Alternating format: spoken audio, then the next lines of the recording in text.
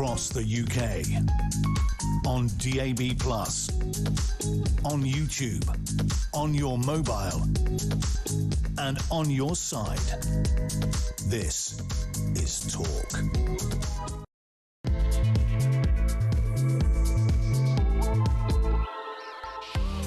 Well, the newly appointed steward and bailiff of the Manor of Northstead will be the big debate this evening. You might know him as Nigel Farage. He was in Clacton today, his now former constituency. Now he's resigned as an MP, campaigning to be its MP again. We'll talk about that. We'll also talk about breaking news in regard to one of his key lieutenants, Robert Jenrick. When he ran to be leader of the Conservative Party, he got quite a lot of money from, apparently, an American donor. He denies any wrongdoing, but the police have now launched an investigation into him.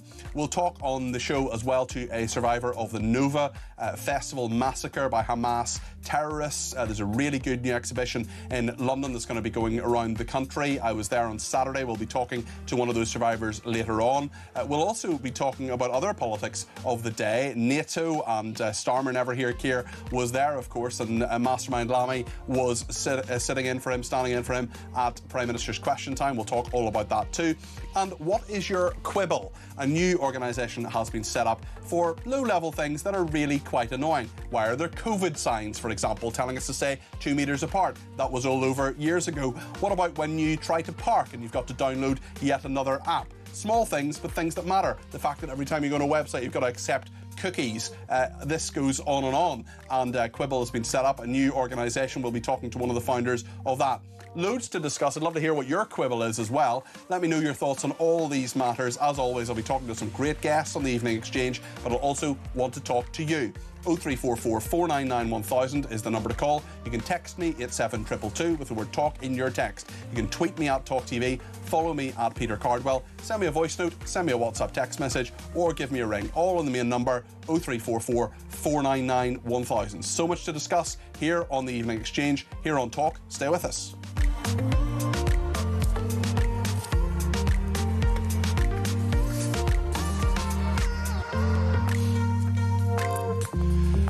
There's been some polling as well. YouGov have found the British public tend to think the other major political parties are right to boycott the Clacton by-election triggered by Nigel Farage. 37% say right, quarter think wrong, 38% don't know. Wonder what you think about that. What do you think of Nigel Farage?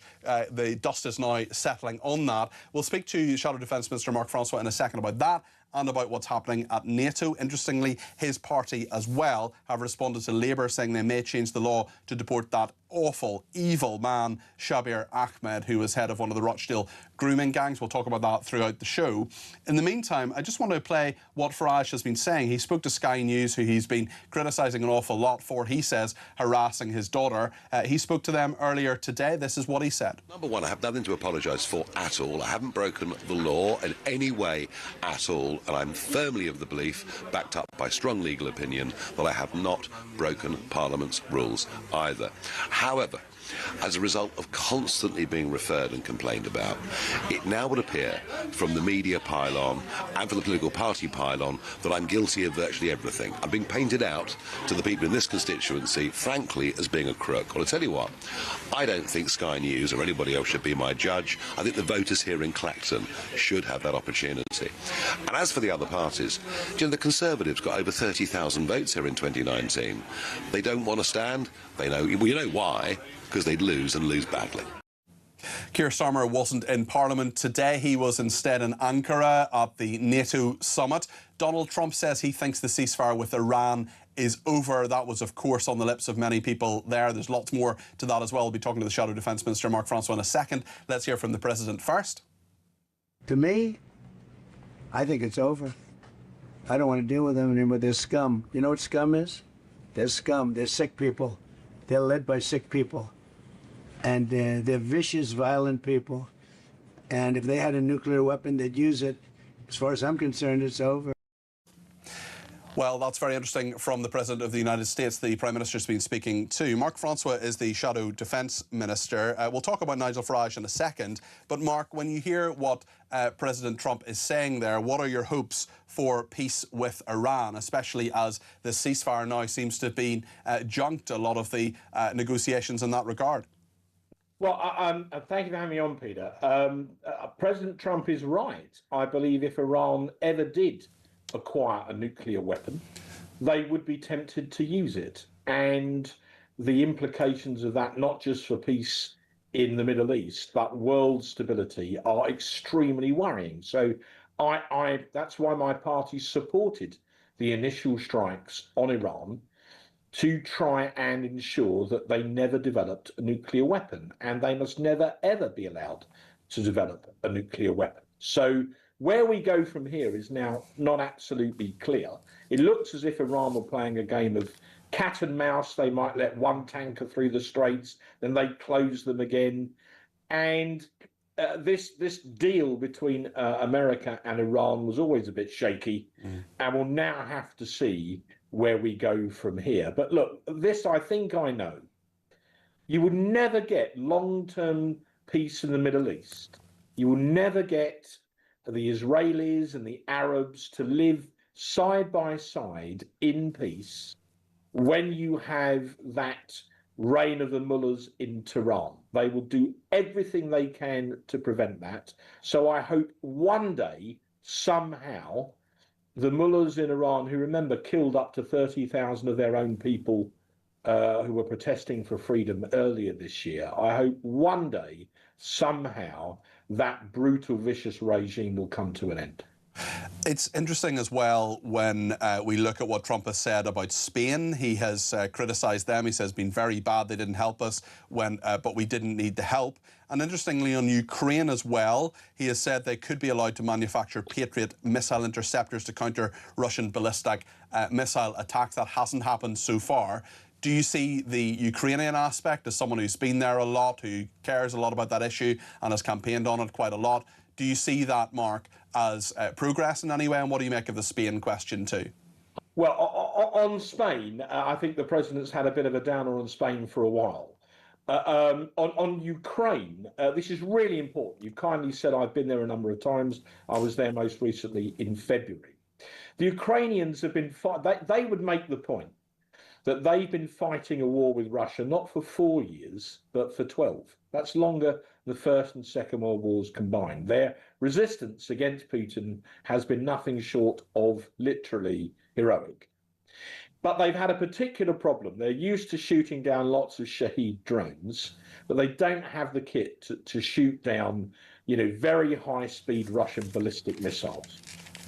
And so they wanted for a long while to be allowed to manufacture the American Patriot missile, which can do that, under license in Ukraine. And it looks as if, for whatever reason, President Trump has now agreed with that. And I'm sure that the Ukrainians will grasp that with both hands. And that will help to save many, many lives in Ukraine. So that's a very important change of tone, I think, between President Trump and President Zelensky. So that's massively to be welcomed, actually. The Prime Minister has been saying that he has a defence offering, that he's happy to go to NATO as one of his final engagements as Prime Minister. He's happy, he says, and indeed has been talked about or has been asking and letting it be known that he wants to be the Secretary-General of NATO when the current incumbent, Mark Rutte, ends his term next year. What do you make of the Prime Minister's role at NATO and a potential future role? I'd be very surprised if Keir Starmer became the Secretary General, bearing in mind that every country has a veto. I can't really see President Trump voting for Keir Starmer after the events of the last few months. Look, he's gone there with his defence investment plan. We were debating that in Parliament today. Unfortunately, the plan has unravelled. It's been shown to be a sham. It says there's £15 billion of new money for defence the next 4 years. The service chiefs wanted double that. 10.7 billion of that comes from cuts in the MOD budget. So they're just cutting MOD spending and then recycling it and representing it. And 4.7 billion hasn't even been cleared by the Treasury. It turns out they haven't actually approved that money. That's subject to another public spending round. So when you add 4.7 to 10.7, That's more than 15. So the net of that is there's actually no new money in the plan at all. I'm afraid it's all smoke and mirrors. And unfortunately, that is a sort of legacy of the Prime Minister, because a lot of his premiership's been exactly that, really, and 16 U-turns to boot. Mark, the big political story, of course, very few people are talking about NATO, and I know there's so many veterans and military families that would want that update in the last few minutes, and thank you for providing it. The big political story today is, of course, about Nigel Farage standing in Clacton. He was in the constituency today. Do you think this is a wise move for him to do this? And if not, why not? No, I think he's got one valid point, and that is when, you know, his family were doorstepped. And you may notice in Westminster that though we can be very robust with each other, we tend to leave each other's families alone. They are non-combatants. And so I think the fact that Sky tried to doorstep his daughter meant he was genuinely furious. And I have some sympathy with him on that. But on the wider point, no, I think this is a gimmick, and he's only doing it because he's genuinely worried about the Parliamentary Commissioner's investigation, which will go on regardless. Yes. And, you know, it's sort of descending into farce, isn't it? And, you know, Count Binface apparently is now 5-1 at the Brilliant. You know, so look, I mean, you know, if I were being flippant, I'd say Count Binface's campaign is now well and truly up and running, and Reform are struggling to put a lid on it. I see what you did there. Bennett to win it, clearly. There's, on a serious note, there are major issues, not just with Farage, but in the last hour or so, the I paper, I'm sure you've seen this, are investigating a political donation made to Robert Jenrick's campaign to become Conservative leader. He's obviously now in Reform UK and is their Treasury spokesman. The Metropolitan Police examining claims that the £37,500 donation originated from a foreign donor following a referral from the Electoral Commission. They've now launched an investigation into the allegations. Jenrick has repeatedly denied breaking any electoral laws. We've known a little bit of this that has gone on, but a Metropolitan Police spokesman confirmed, "We've launched an investigation following a referral from the Electoral Commission on the Tuesday the 6th of January concerning donations connected to the political party's leadership campaign. The investigation remains ongoing." A spokesman for Jenrick said, "These allegations are entirely false, but it is no surprise that an establishment determined to stop reform from delivering the change that this country so desperately needs would resort to making these demonstrably untrue claims." I mean, this is just another element of an investigation, at least, into money given to a senior Reform figure, albeit when he was in your party, Mark. Yeah, look, I mean, it looks like the Parliamentary Commissioner is going to be pretty busy. But look, let me just park all of that for one moment. We had a debate on defence in the House of Commons this afternoon. I spoke for His Majesty's loyal opposition, all about the NATO summit, about the defence investment plan, and about rearmament. Remember, the Prime Minister himself has said he thinks NATO could be attacked by Russia within 3 years. And very importantly, by the way, at the NATO summit today, all the NATO nations, including the United States, reaffirmed what they called an ironclad commitment to Article 5. That's the mutual defence clause that says an attack on one is an attack on all. NATO has reaffirmed that, which is at the heart of the alliance today. That's very important. So in Parliament, we're debating all of that today. Not one Reform MP turned up. Not one. They don't even have a defence spokesman. They hardly ever turn up for defence debates. They're AWOL, maybe they're all in Clacton and Binface has got them worried. But they purport to be a government in waiting. And when we debate the defence of the realm, the most important duty of government above any other of keeping the people of this country safe from an attack, then they're hardly ever there. That is not a serious party of government, and we're now reduced to the farce of Nigel Farage having, you know, basically to fight a by-election against a refuse bin. So I think that whole thing may backfire on him in the end. Okay, thank you very much. Lawrence Fox as well has said that he may well stand. Mark Francois, thank you. Shadow Defence Minister, Conservative MP, appreciate you joining us. Neil says it was sickening watching the self-righteous ultra-liberals in Parliament ganging together against Farage. One day, one way or another, the elitist politicians of the Uni Party are in for one hell of a shock. Well, let me show you a clip, actually, of the Deputy Leader of the Liberal Democrats, Daisy Cooper, asking David Lammy, who was in for Keir Starmer at Prime Minister's Questions, to suspend the by-election election. So there has been the suggestion from Ed Davey yesterday that Rachel Reeves, who has it within her power to grant this ancient custom of steward and bailiff of the manor of Northstead, you've got to be appointed to one of these ancient rules in order to not be an MP anymore. You can't just resign as an MP. You can't just write a letter and say, I'm not going to be an MP anymore.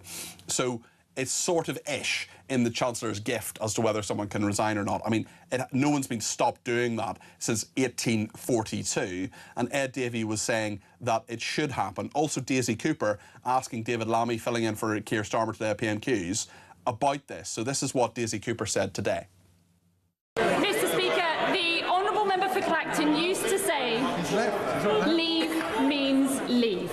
But it seems his latest stunt is to leave this place just so that he can return as a fully fledged member after not just one referendum on his behaviour, Mr. Speaker, but possibly two.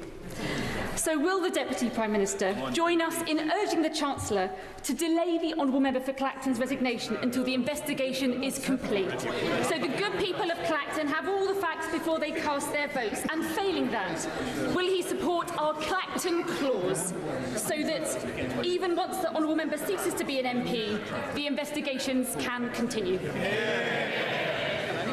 Well, everyone can see that the Reform leader is just trying to distract from the fact that he's up to his neck in sleaze.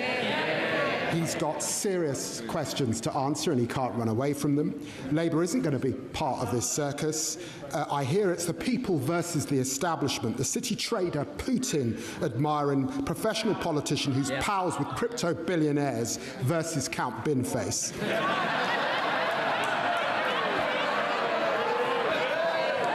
There have been unqualified joke candidates in the past. Let's see what the people of Clacton decide.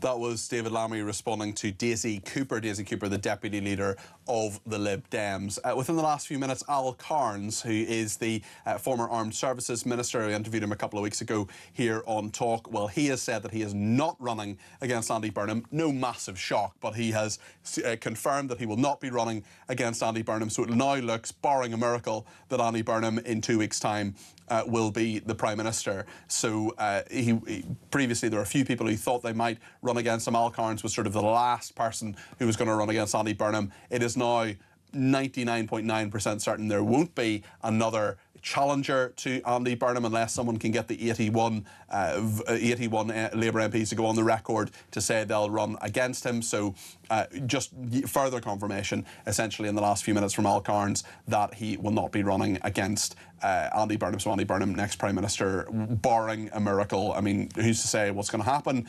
Parliament and politics has been incredibly unpredictable in the last 10 years, but the likelihood in the next 2 weeks of, or the next week and a half, of someone gaining 81 signatures against Andy Burnham is not high. But then again, I'm always careful about political predictions.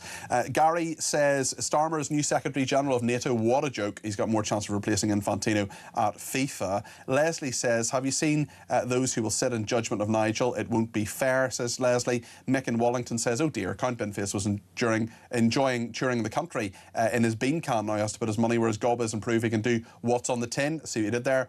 Penny says, good evening, Peter. Good evening, Penny. Politics is becoming more and more ridiculous. Burnham wants to take half of number 10 up north. Nigel Farage is calling for a by-election in Clacton. Well, he's going to get one, and we think, actually, Penny, that'll end up being on the 6th of August, so in just less than a month's time. Even Larry, says Penny, even Larry, the Downing Street cat, could stand. Probably has more sense than the whole lot. That wouldn't surprise anyone. It's too hot for all of this. Roll on the cold. At least most of us can function, says Penny. Interesting you mention Larry the cat there. I really think, you know, after his many, many years in Downing Street, someone should write a book about him. I really do think that. Stay with us here on Talk Debate Desk next.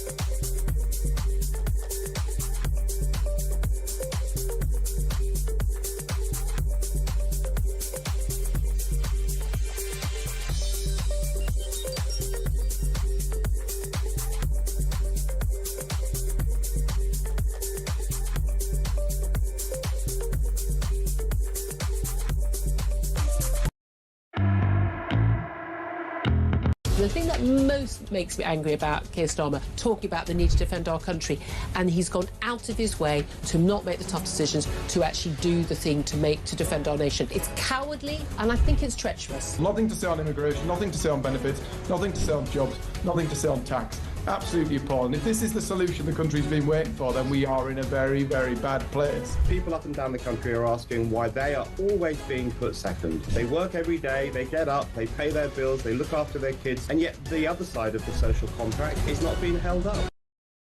Across the UK, on DAB+, on YouTube, on your mobile, and on your side. This is Talk. Thank you to Sam on Twitter, who says the people of Makerfield and Manchester deserve better. Taxpayers throughout the country shouldn't be picking up the tab for Burnham's vanity project. I'd be interested in what you think about the Clacton by-election, because that will cost a similar amount, about £250,000. Is that something you're happy with? Of course, Reform UK have offered to pay for it, but that money is never going to be accepted. Fat Taff says... Interesting. Say on Twitter, I love these names, says, sorry, Mark Francois is playing the Tory game. Reform might not be perfect. How about we investigate every MP in Westminster, all their external rules and payments, but also their expenses? And one from Dave, who says, let's get this straight. I love talk, but here's a serious question. Is Peter Cardwell moving to the left because he wants a permanent slot on Times Radio? Because he seems to be starting to cheese me off these days. Never did in the past, Dave. I'm sorry I'm cheesing you off. That's not good. I am delighted to fill in on Times Radio every now and again, but my home is here on Talk. And I would argue I've moved to the right quite substantially in the last 6 years since my role as a Sunshine, Lollipops and Rainbow Story. I don't think I'm one of those anymore. Anyway, not to be too navel-gazing, Steve in East Yorkshire says, everyone seems to think that Farage will win the Clacton by-election, facing Count Binface as his opponent, but I'm not so sure. Remember when the public were asked to name a research ship and the winner was Boaty McBoatface? The British public like a good joke, and so the people of Clacton might just elect Count Binface for the hell of it, says Steve. I mean, that's a very interesting point. There will be more candidates. Lawrence Fox has said that he will stand for Reclaim. He didn't do too well in the mayoral election. I think he got fewer votes, actually, than Count Binface in the London mayoral election. Can we just check that top team behind the glass, actually, in regard to Lawrence Fox as the Mayor of London candidate? I'm nearly sure he got fewer votes than Count Binface. I remember one of the jokes going around was, have you been caught up in a mayoral election that wasn't your fault? Reclaim. Right then, let's go to the debate desk, and Candace Holsworth and Kai Wilshaw are with me, political commentators both. Good evening to you. How are you doing? Good, good. Excellent. Tell me your thoughts, Kai, about Nigel Farage, especially in light of further revelations about his sidekick Robert Jenrick, who is being investigated. The I paper has revealed in the last hour or so that the Metropolitan Police are looking into claims a £37,500 donation originated from a foreign donor following a referral from the Electoral Commission. A spokesman for Mr Jenrick says these allegations are entirely false, but it is no establishment that there is no surprise, I should say, that an establishment determined to stop reform from delivering the change that this country so desperately needs would resort to making these demonstrably untrue claims. It's a sham, isn't it? It's incredible. I found myself agreeing with both Kemi Badenoch and Rupert Lowe and Keir Starmer and Andy Burnham yesterday. They're all saying much the same thing, I suppose. Exactly. And nobody's going to fall for this. Nobody's going to fall for this. And yet you see some on the right falling hook, line and sinker for this, saying, oh, this is a genius move by Farage. No, it's a desperate move is what it is. I think it manipulates the people of Clacton into trying to draw them into the Farage circus so that he can get back some of the attention that he craves and say, look over there, look over there. Don't look at this £5 million that rightly he's getting scrutiny for. I think it's shocking. Are people being fair on Nigel Farage? Is he being fair on the electorate, Candace?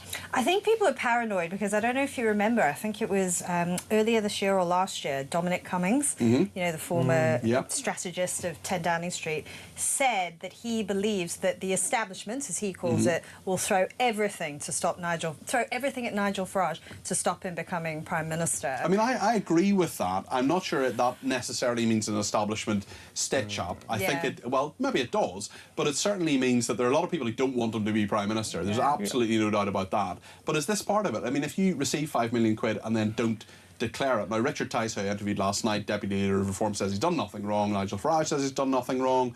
But I mean, I wonder, you know, let's wait for the Standards inquiry, I suppose. Oh, yeah, it's legitimate questions to ask. We're journalists and we should always ask questions and we should always be curious. So I've got no problem with people. I think all the decent journalists have got no problem with people asking those questions.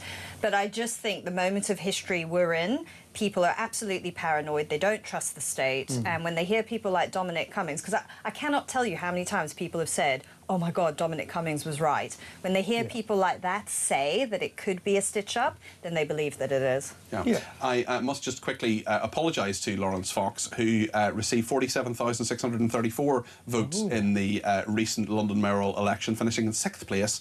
He lost his deposit, though, as did Count Binface, who got a mere 24,775. Piers Corbyn, who is Jeremy Corbyn's less sane brother, got 14,393 votes. So there we are. Kai. What about that? No. Further on Farage. Further on Farage. Yeah, you know, look, he has a radical agenda, so he thinks at least. I don't know, some people think maybe not radical enough. And I think that's actually part of why he's done this, right? Because by casting himself as the anti-establishment, he takes the sting out of the tail of some of those Restore voters who actually think he's looking a bit like that uniparty that he claims to be opposing. But look... But I'm interested in the Restore element of this, because there are quite a few of our viewers and listeners who are Restore people or Reform people. There's some people who are members of both parties, interestingly, as well, who've rung in to let us know that.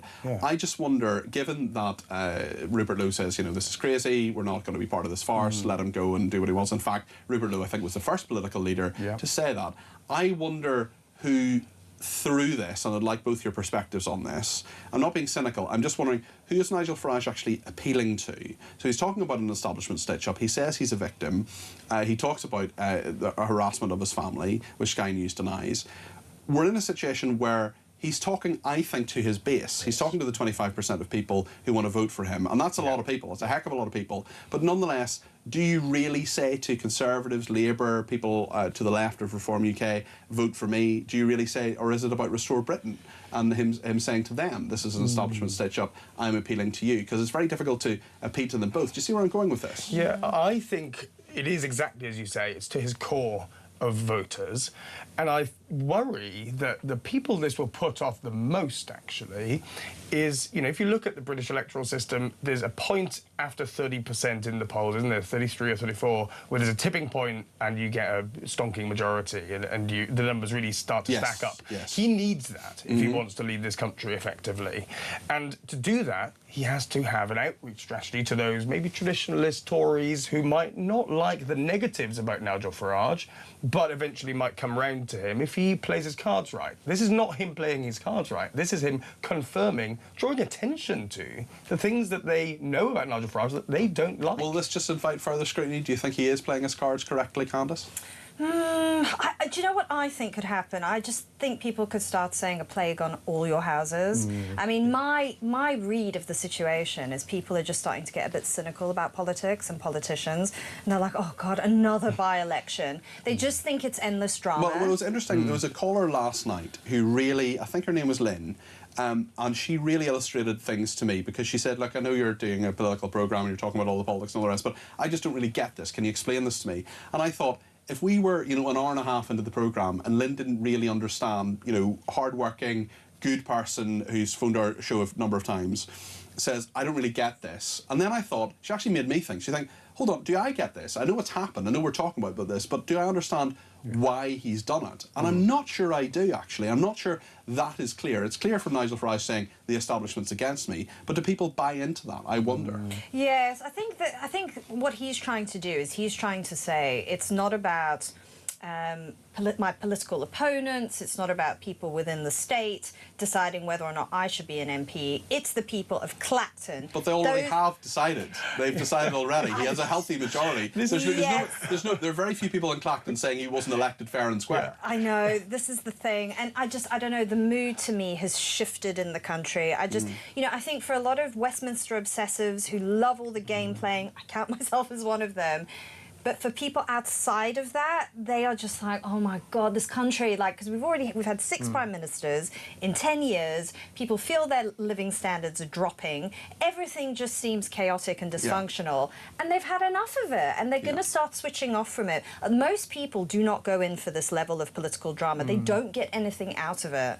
Yeah, and all the by-elections we've had this year so far have been not your traditional reasons for having a by-election, right? It's not deaths in service and so on. It's the kind of thing that you can lump together. Now, I think the Andy Burnham, the Makerfield by-election is different to this, right? I think it's different, but at the same time, there will be people who support neither party who see both things as a stitch-up. Absolutely, I totally agree with you. Gary's been in touch and says, why is this investigation into whether or not Nigel Farage broke parliamentary rules by not declaring a £5 million gift from a crypto billionaire taking so long? In fact, why is it even being called an investigation? It started over 2 months ago, and Farage is not denying that he got the money, so all that needs to be decided is whether or not he should have declared it. That doesn't require an investigation, it just needs a ruling. And if the experts in parliamentary rules can't decide that in more than 2 months, then that to me indicates that those rules are not clear, so he must be exonerated. That's a really interesting point, Gary, and I don't think anybody has actually brought that up to me in terms of how long this is taking. Now, I would imagine that Reform won't want to explicitly criticise the parliamentary standards, the head of parliamentary standards who's looking into this, the commissioner, I should say. So, yeah, why does it take 2 months? Because he's not denying he got the money, it's whether he should have declared it or not, and that should be a pretty simple thing. We remember that there have been numerous occasions when people have, I mean, the complex issue of Angela Rayner's tax, for example, did take a number of months, and they want to get it right and they want to make sure it's right. But you're right, this is a pretty simple thing, it's a pretty straightforward thing, and I suppose there'll be submissions for legal advice and so on. You want to make sure that it takes time, but why is it taking so long? It's a really, really good point, Gary, actually, and thank you for it. Count Binface, says Don, should have more time on his hands. He used to go out weekly, but the council changed it to fortnightly. I see what you did there. On the new poll, Sue says the voters of this country have lost their minds if they think Burnham is the answer. He is the final nail in the coffin of the UK. And yes, there is a big MRP poll, which is a sort of mega poll, saying that Reform are in third place now. It's the only one that's an outlier, and it's the only one of the last 350 polls or so. We'll talk a little bit more about that. We'll talk as well about a number of other issues on the debate desk with Kai and with Candice as well. If you want to get your voice on the air, get your point across, please do give me a shout. 0344 499 1000. Stay with us.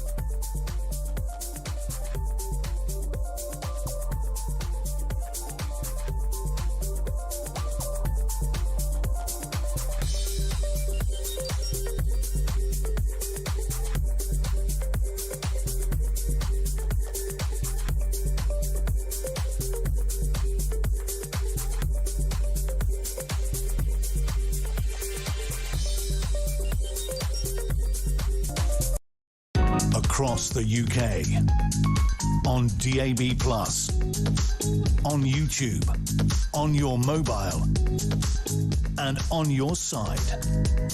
This is Talk. Thanks everybody who's been in touch, and lots on Count Binface. Graham and Bushy says if Count Binface wins the by-election, will his new slogan be "Been there, done that, got the t-shirt"? I see what you did there, Graham. He was actually on the telly this morning. He spoke to the BBC, did old Count Binface, who may or may not be the comedian John Harvey. Let's hear a little bit about what Count Binface said to the BBC. Yes, he has been interviewed, so this is what Count Binface said. They can choose to run away from my beneficence and magnificence, or maybe they just noticed that Nigel is up to a rather peculiar hissy fit, and they're keeping their powder dry for a second by-election when, of course, the parliamentary committee reports. But interesting, you see, the thing is, that second election, which would cost 380 grand, will only happen if Nigel wins this one. So if you vote Binface, you save the British taxpayer £380,000 without me doing anything. Very, very interesting there. Alex says, do talk listeners just want to listen about anything bad about Farage? A journalist asking what happened to the 5 million doesn't mean he has moved to the left. I hate listening to the news agents and the rest is politics because I like to hear the other side of my opinions. So thank you to Alex for that. Martin's been in touch about Daisy Cooper, the deputy leader of the Lib Dems, who was saying that Nigel Farage shouldn't be allowed to resign. Martin's in Lichfield, and he said Daisy of the Lib Dooms trying to delay a by-election and control the timeline to suit them. They do like to control elections, don't they? Like the Labour Marxists who tried to cancel the local elections. Nothing to see here. What about the Merkerfield by-election cost? Parachuting in bushy eyebrows Burnham.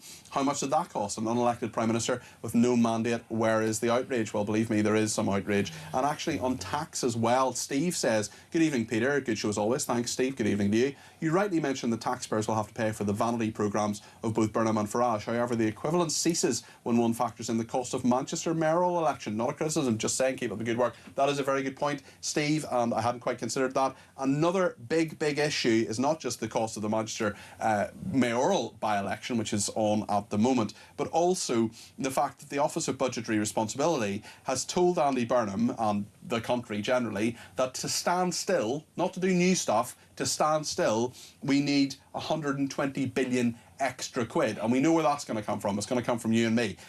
Andy Burnham says he's not going to break the fiscal rules. That means no more substantial borrowing. So, Candice, the money comes from higher taxes, presumably. Well, yes, this is exactly what everyone predicted. He's going to find himself in a very, very financially straitened position. There's no way that they can borrow. The markets just will not tolerate it. But in order to stay within these fiscal rules, he's going to have to put up taxes. And from all the signals we've been hearing so far from the Burnham camp, you know, the policy advisors he has around him, they're okay with that. It looks like they're going to try and levy taxes on wealth, which I think would be a massive mistake because wealthy people will not take being milked like this. They will leave the country. Many, many, many have left already. There are loads of competitive tax regimes all around the world that they can go to Do you think protect there's been their money. an almost fetishisation of this, of saying, oh, the millionaires, the billionaires, as if wealth creation is bad somehow? Exactly. I mean, I just don't think that they understand the psychology of it. They think that people will just stick around for Labour to pickpocket them. I'm dead serious. I know that that sounds like a frivolous term,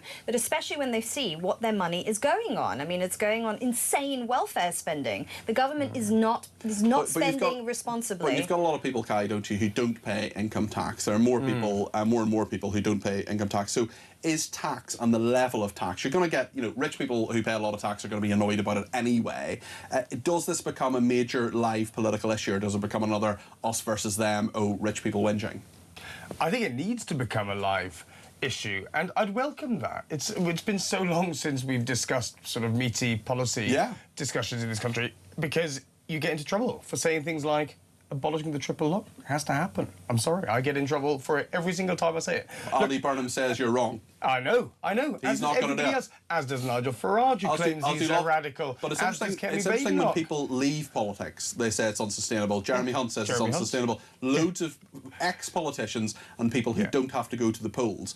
Does Andy Burnham have the bandwidth, the cojones, the appetite to raise taxes? What do you think? I think there are easier, lower-hanging fruit for him first. That won't scare the horses immediately. You know, he has to fix some of the distortions in the tax system. He's talked a bit about abolishing stamp duty and you know, a new system of property tax, and that might raise more money from larger properties, right? Something like that, perhaps. And then maybe not a wealth tax necessarily, but an exit tax that many countries have, like the United States. At the same time, he has to couple those things with really difficult decisions on things like welfare. I've long said that I think he can do it because uniquely he has the sort of posture of a more left-leaning Labour leader. So I think the Parliamentary Labour Party, especially right now, would accept something more radical on welfare in terms of cuts than they ever would have accepted. I think it's really straightforward on that. I think you just make Wes Streeting your Chancellor and say he's the big bad wolf who's going to do all the tough stuff, because he doesn't care. Be water off a duck's back to him, and Andy Burnham can say, I'm the nice guy, here's the horrible guy, he's going to have all sorts of make all sorts of difficulties for people on welfare. Candice, you were sucking your teeth when you heard about an exit tax? Yeah, I mean, I think that's what authoritarian countries do. They can't convince you to stay, so they tax you when you leave. I mean, we are in such an authoritarian moment in so many ways. Let her have her say. I'll come back to you, Karen. Yeah, I mean, look at the legislation that Lisa Nandy and Lucy Powell are proposing to control the internet and to censor what we see. I mean, they've just got no respect for people's freedom and liberty. It's frightening. I find it frightening. It's also bizarre that the Culture and Digital Secretary,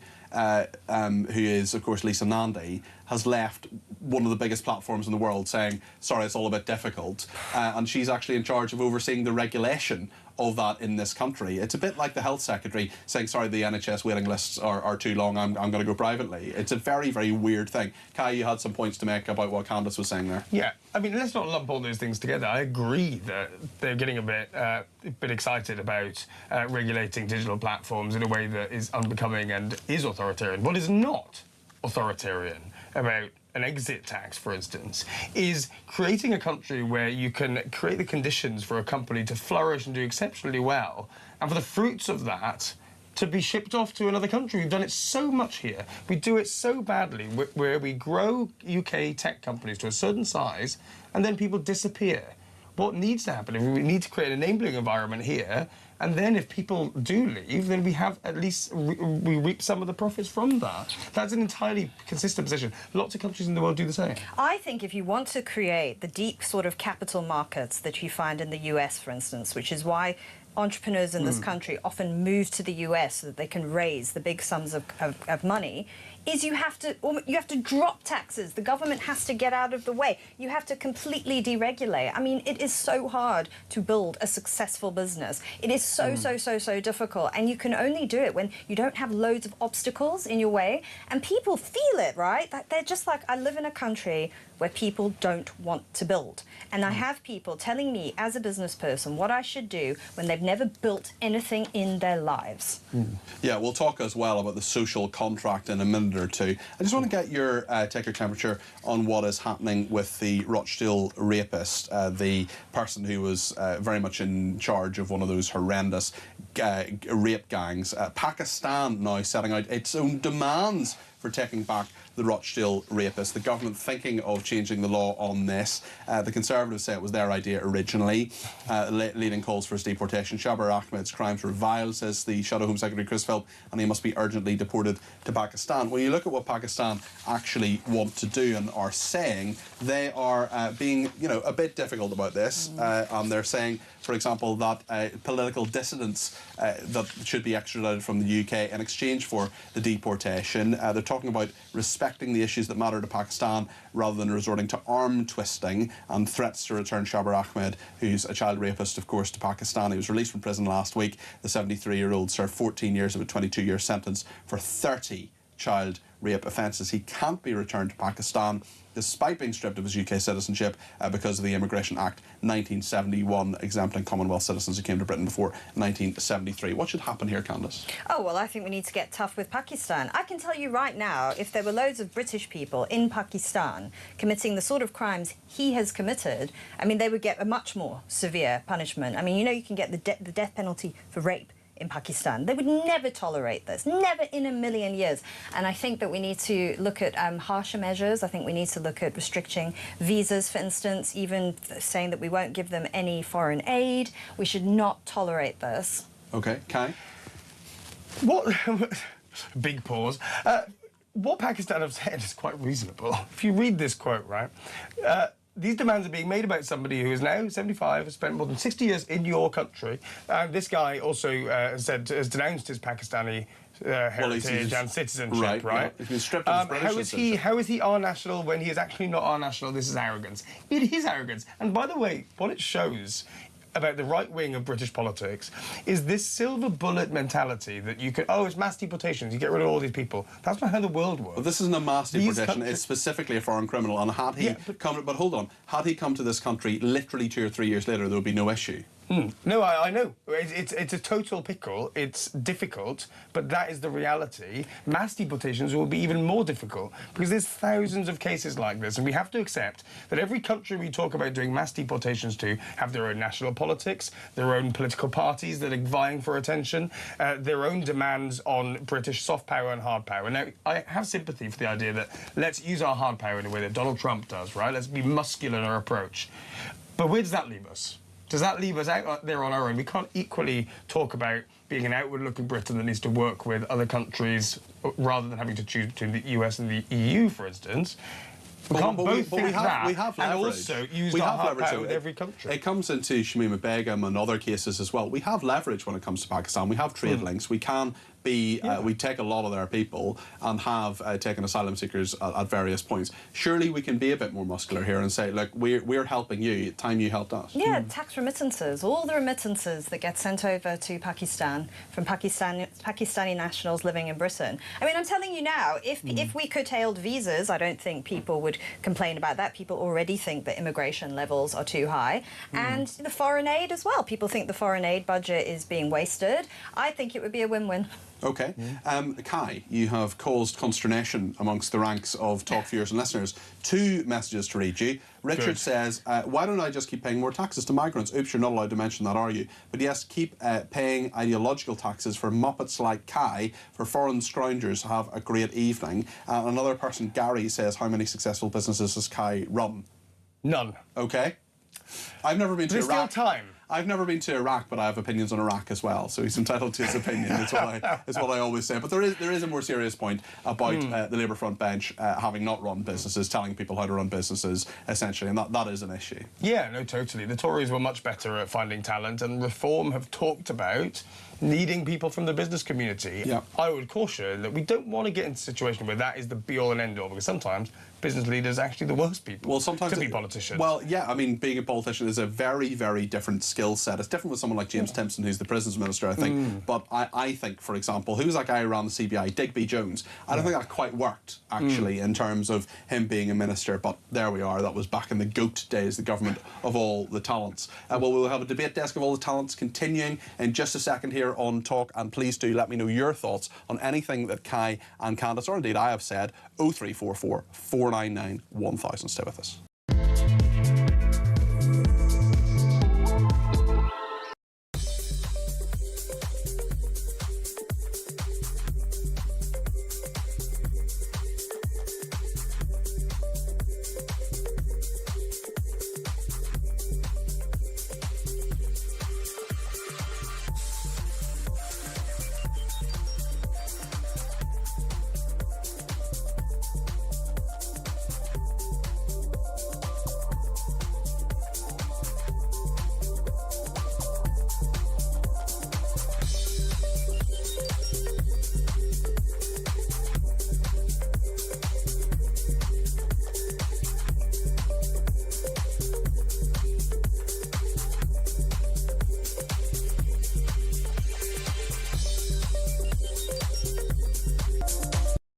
The thing that most makes me angry about Keir Starmer, talking about the need to defend our country, and he's gone out of his way to not make the tough decisions, to actually do the thing to defend our nation. It's cowardly, and I think it's treacherous. Nothing to say on immigration, nothing to say on benefits, nothing to say on jobs, nothing to say on tax. Absolutely appalling. If this is the solution the country's been waiting for, then we are in a very, very bad place. People up and down the country are asking why they are always being put second. They work every day, they get up, they pay their bills, they look after their kids, and yet the other side of the social contract is not being held up.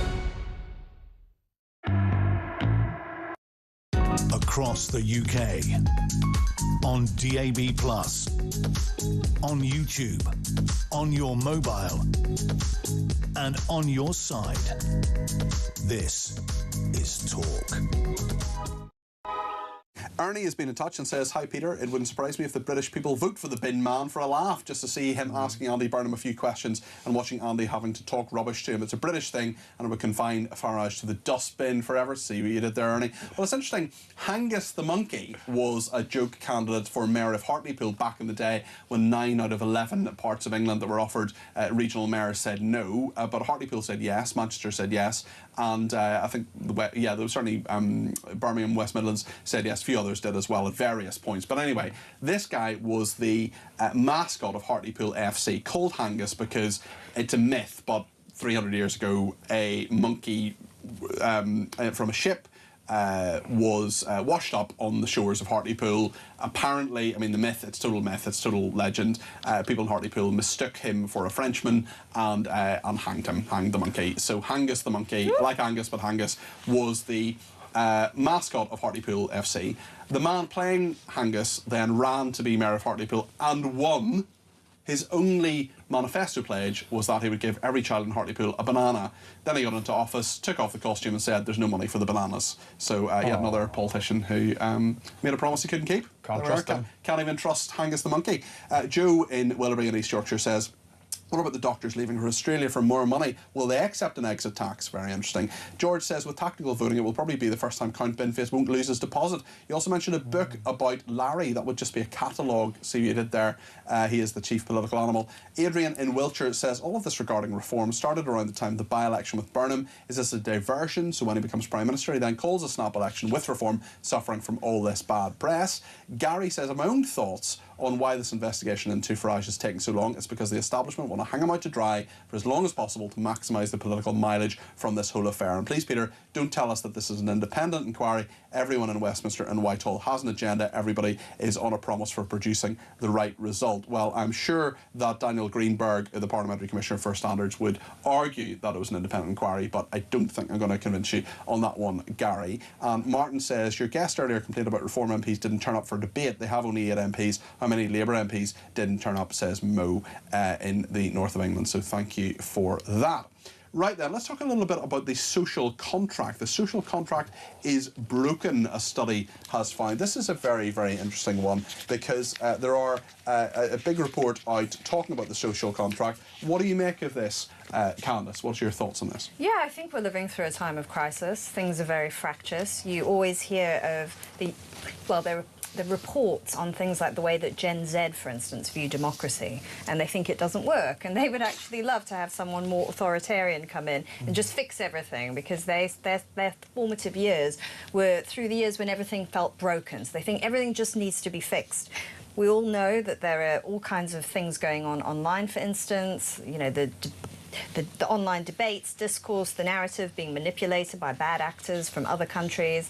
Though, of course, they can only do that if these divisions exist already. And they do. There are deep divisions within our society. So, yes, when you read this, you kind of think it's true. We are living through one of those times. We're living through one of history's winter periods where everything sort of seems to be collapsing. And you just kind of hope that there's a spring to follow at some point. It's a very, very good point. Kai, what do you make of this and people arguing the social contract is broken? Do you agree with them? Yeah, I do. And I think you see it in the drip of stories, don't you? Things like employees of shops and bus drivers who stop assailants, who stop attackers, getting fired. Things like that. Things like the Birmingham bin strikes, the lack of pride that people feel in their communities. It is just constant, right? But what is shocking to me, and I couldn't quite believe these statistics, is just how much that is driving very extreme views on both the left and the right. So a third of people say they support remigration. I did not realise that I mean, I still can't believe that a third of people would believe that here in the UK. Why not? Because it's a position that is associated with a party that is only managing about 7% in the polls, right? Restore Britain is the only party that sort of talked about remigration. Yeah, but you don't have to agree with every party's policy to agree with something they want to do. But it's just the scale of that, a third compared to small single figures, is surprising to me. And then equally, a third of Britons also think capitalism failed and there needs to be a communist revolution. So on the left as well, you know, the sort of Greens, you can see sort of that bubbling up. And it tracks with what More in Common, for instance, say, the great polling agency that sort of says that the Greens are reformer, 2 peas in a pod in terms of their voters and their lack of trust in institutions. Certainly. So I'm not surprised by the social contract being frayed or broken, but where it's heading and where people are heading, that surprises me. It's, you know, I said earlier we're in an authoritarian moment, and obviously there's left-wing authoritarian authoritarianism. But I think there's... Are they meeting together at the top of the yes, horseshoe? It's on the right. I think it's both. I think people kind of... There's a really good book called Return of the Strong Gods, and it's so true. You know, people don't want what they think is just like mushy liberal centrism. They want strong solutions. And so, yes, people will go for things like remigration. They'll go for nationalisation of all public utilities. You know, it's things like that that people start reaching for, these sort of very extreme solutions in times of malaise. Speaking of quibbles or things that just annoy you, there is a new organisation set up called Quibble. We're going to be talking to them a little bit later on in the programme. This isn't about big stuff. This isn't about immigration. This isn't about taxation. This isn't about the big stuff. This is about the little things that annoy you. So we've asked Kai and Candace to come up with an idea of what just annoys them. Kai, what is your quibble? I'm going to get them out. Can I try a few with you?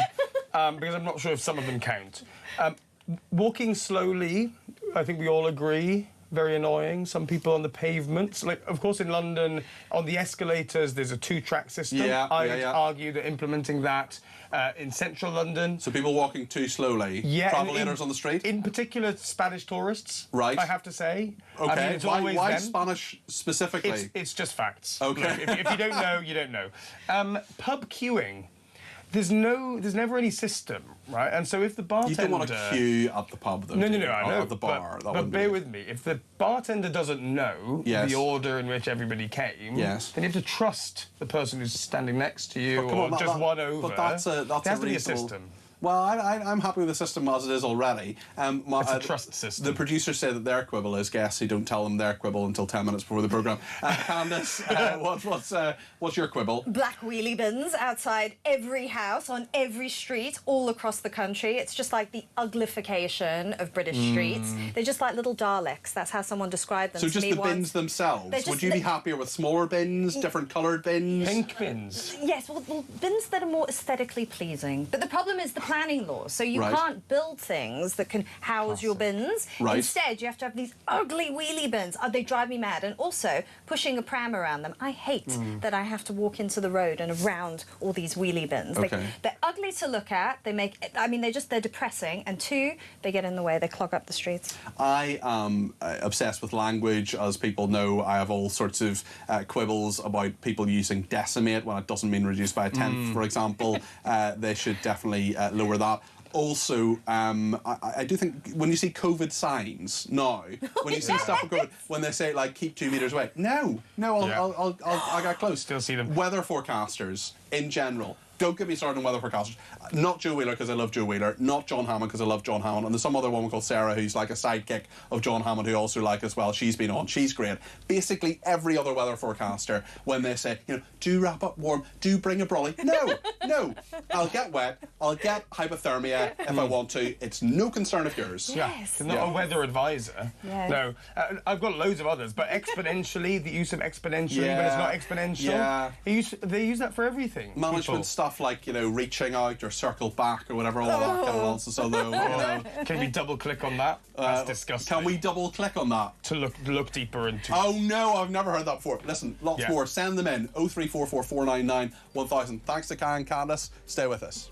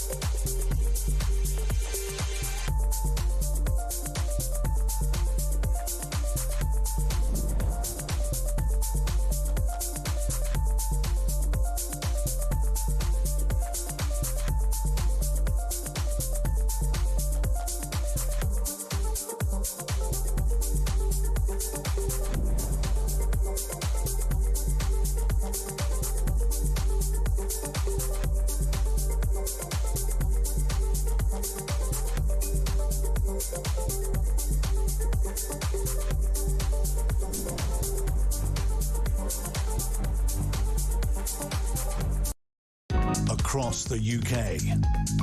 On DAB+, on YouTube, on your mobile, and on your side. This is Talk.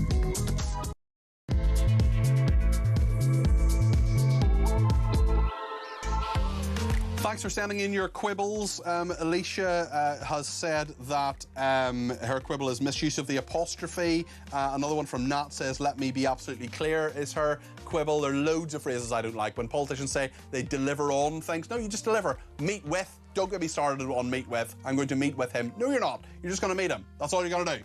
Anyway, those are quibbles. We'll talk about that later on in the programme. Things have got quite heated on that, and everybody has an opinion. So let me know and ring in and text in with your quibbles. We're also talking about the big arguments rather than quibbles in regard to Nigel Farage, in regard to NATO, everything else that's going on, reform falling behind Labour in the latest poll. We'll talk to the political expert and political editor, indeed, of Huffington Post, Kevin Schofield, in just a second on that one. Loads to discuss as well. We'll be talking to a survivor of the Nova Festival massacre by Hamas terrorists later on. He's in London, and there's a big exhibition in London, but it's going to lots of other parts of the UK soon.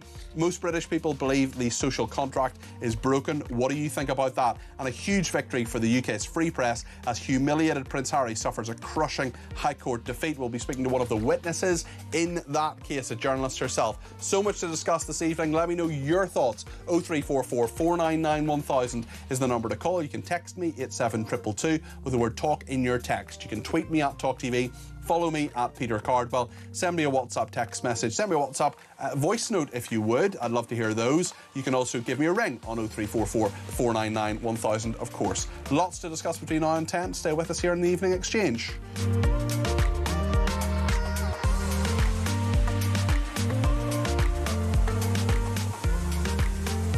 Guy says he wants to ban the phrase right thing to do and cut off any MP or SPAD who starts a sentence with so. Yeah, I had a permanent secretary who used to start every sentence with so.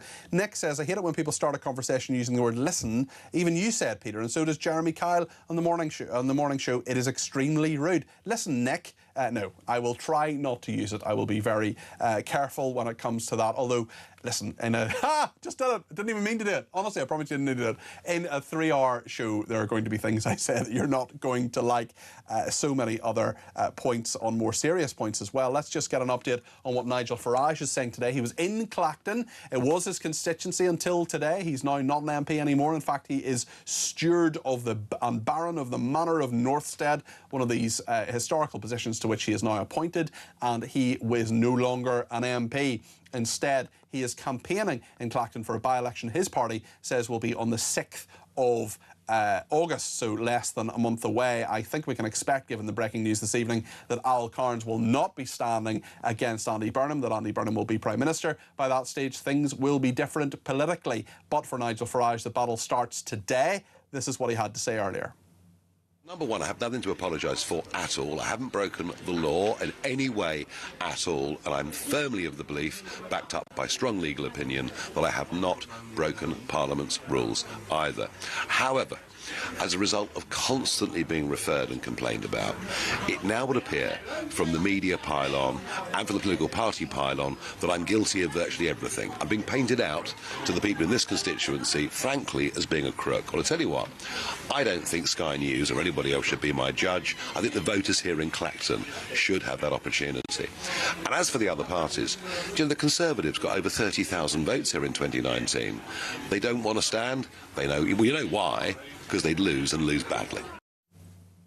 Thank you to everybody who's been in touch about that. We will talk about that story in just a second. And as a related aspect to that story, I was astonished and actually appalled yesterday by Sir Ed Davey, the leader of the Liberal Democrats, who suggested that basically it's a bit complicated, but essentially you can't just write a letter and say, I'm resigning as an MP. What you've got to do is you've got to apply for one of these jobs, like the Children Hundreds or the Baron of the Manor of Northstead. It's a historical thing, just a crazy little quirk of our constitution, but it's up to the Chancellor of the Exchequer to accept or reject it. Now, since 1842, Chancellors have always accepted them.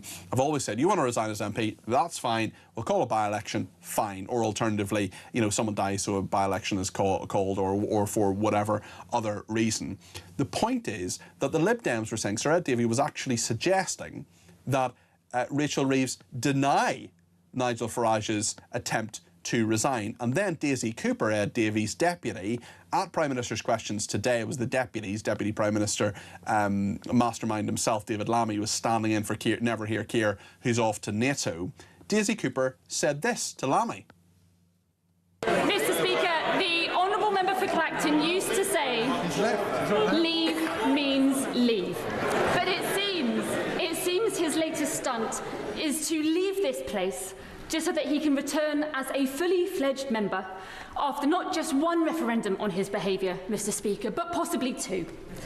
So will the Deputy Prime Minister join us in urging the Chancellor to delay the honourable member for Clacton's resignation until the investigation is complete, so the good people of Clacton have all the facts before they cast their votes? And failing that, will he support our Clacton clause so that even once the honourable member ceases to be an MP, the investigations can continue?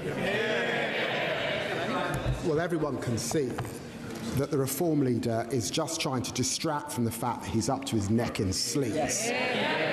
He's got serious questions to answer and he can't run away from them. Labour isn't going to be part of this circus.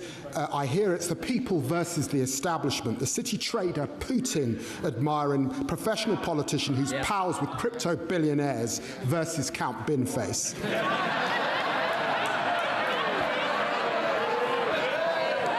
There have been unqualified joke candidates in the past. Let's see what the people of Clacton decide. Gary says, can you please invite Count Binface on, because he'll talk more common sense than Kai did earlier. Fear not, an invitation to Count Binface is in the works, but he did speak to the BBC this morning. They can choose to run away from my beneficence and magnificence, or maybe they just noticed that Nigel is up to a rather peculiar hissy fit, and they're keeping their powder dry for a second by-election when, of course, the parliamentary committee reports. But interesting, you see, the thing is, that second election, which would cost 380 grand, will only happen if Nigel wins this one. So if you vote Binface, you save the British taxpayer £380,000 without me doing anything. Well, the perfect guest to follow Count Binface is, of course, Kevin Schofield from the Huffington Post. Kevin, good evening. How are you doing? What an introduction. Thank you, Peter. I'm very well. Yeah, well, indeed. Seamless. There's so much political news around today. Let's start with something that's breaking in the last hour, actually. Al Cairns saying that he is not going to be running against Andy Burnham. No massive shock, I suppose, but is there anything that can stop Andy Burnham now? No. I mean, we knew 99.9% with certainty that Andy Burnham was going to be Prime Minister come July the 20th, and now it's 100%. The only person who had been holding out amongst Labour MPs and backing Andy Burnham, who could potentially challenge him, was Al Cairns. We knew this was coming. To be honest with you, Peter, I'm not entirely sure why Al Cairns held out for as long as he did, but he has now confirmed that he will not be challenging either. Therefore, there will be no contest, and Andy Burnham will become Prime Minister on the 20th of July. When it comes to Farage, we heard him defiant today. The war of words between him and Sky News continuing. He mentioned that again. He's in Clacton, who campaigning already, not an MP anymore. But of course, that was the talk of Prime Minister's Questions, certainly from the Lib Dems. I just find it kind of weird that the Lib Dems want to stop people resigning. Now, they would say, of course, that they wanted to stop them resigning until the Parliamentary Standards Inquiry continues. A very interesting point from a viewer a bit earlier on saying, why is this Standards Inquiry taking so long? It seems to me to be taking about the same length of time that others have previously, but sometimes they happen very quickly. What's your perspective on that? Yeah, I mean, I think it's not a straightforward story. You know, it's not a straightforward issue. I think it all comes down to whether or not there is a suspicion that the money that Nigel Farage received was in some way connected to his job as an MP. Now, he argues that it wasn't. It was unconditional. It was simply a gift. The critics say, well, hang on a minute, you still have declared that it was less than a year before you became an MP. You've subsequently obviously been a very big supporter of cryptocurrency. Therefore, there's something fishy here. So the Commissioner does have to sort of dig about in the weeds a little bit about this. He has to interview Nigel Farage, which I believe he hasn't done yet. So I think it's better that he takes his time rather than rushes to judgment. You know, make sure that every I is dotted and every T is crossed before he reaches his conclusion. So yeah, I mean, I don't see anything suspicious in the length of time it's taken. It could still be. I mean, you're probably looking post-recess into the autumn before we find out. In your view, has Nigel Farage done something which is politically savvy, or is it backfiring on him? I think it's undoubtedly backfiring. I mean, I can't believe that it would appear they didn't consider the prospect that the other parties just wouldn't play ball. And it's happened before, hasn't it? Yeah, I remember. I'm old enough, Peter, in 2008 when David Davis, wasn't long after I joined the lobby actually, when David Davis did pretty much the same thing, resigned and called a by-election in his own seat. That was over liberty and freedom of speech, etc. And at that time, Labour and the Lib Dems decided not to entertain it, and they didn't stand a candidate either. Now, I think the count and bin face angle obviously adds comedy to it, but I think had Reform anticipated this might happen, then I don't think they would have gone down this road at all, because right now it certainly looks as though it's just going to be a straight fight between Nigel Farage and count and bin face. Although Lawrence Fox saying he'll stand as well, I would expect them, you know, a lot of smaller parties and people like the Munster Raving Loony Party may well stand as well. It'll be very, very interesting to see what happens there. Speaking of allegations of sleaze, denied, of course, by Nigel Farage, more about Robert Jenrick this evening as well, but not when he was in Reform, actually, when he was in the Conservatives, running against Kemi Badenoch to be leader.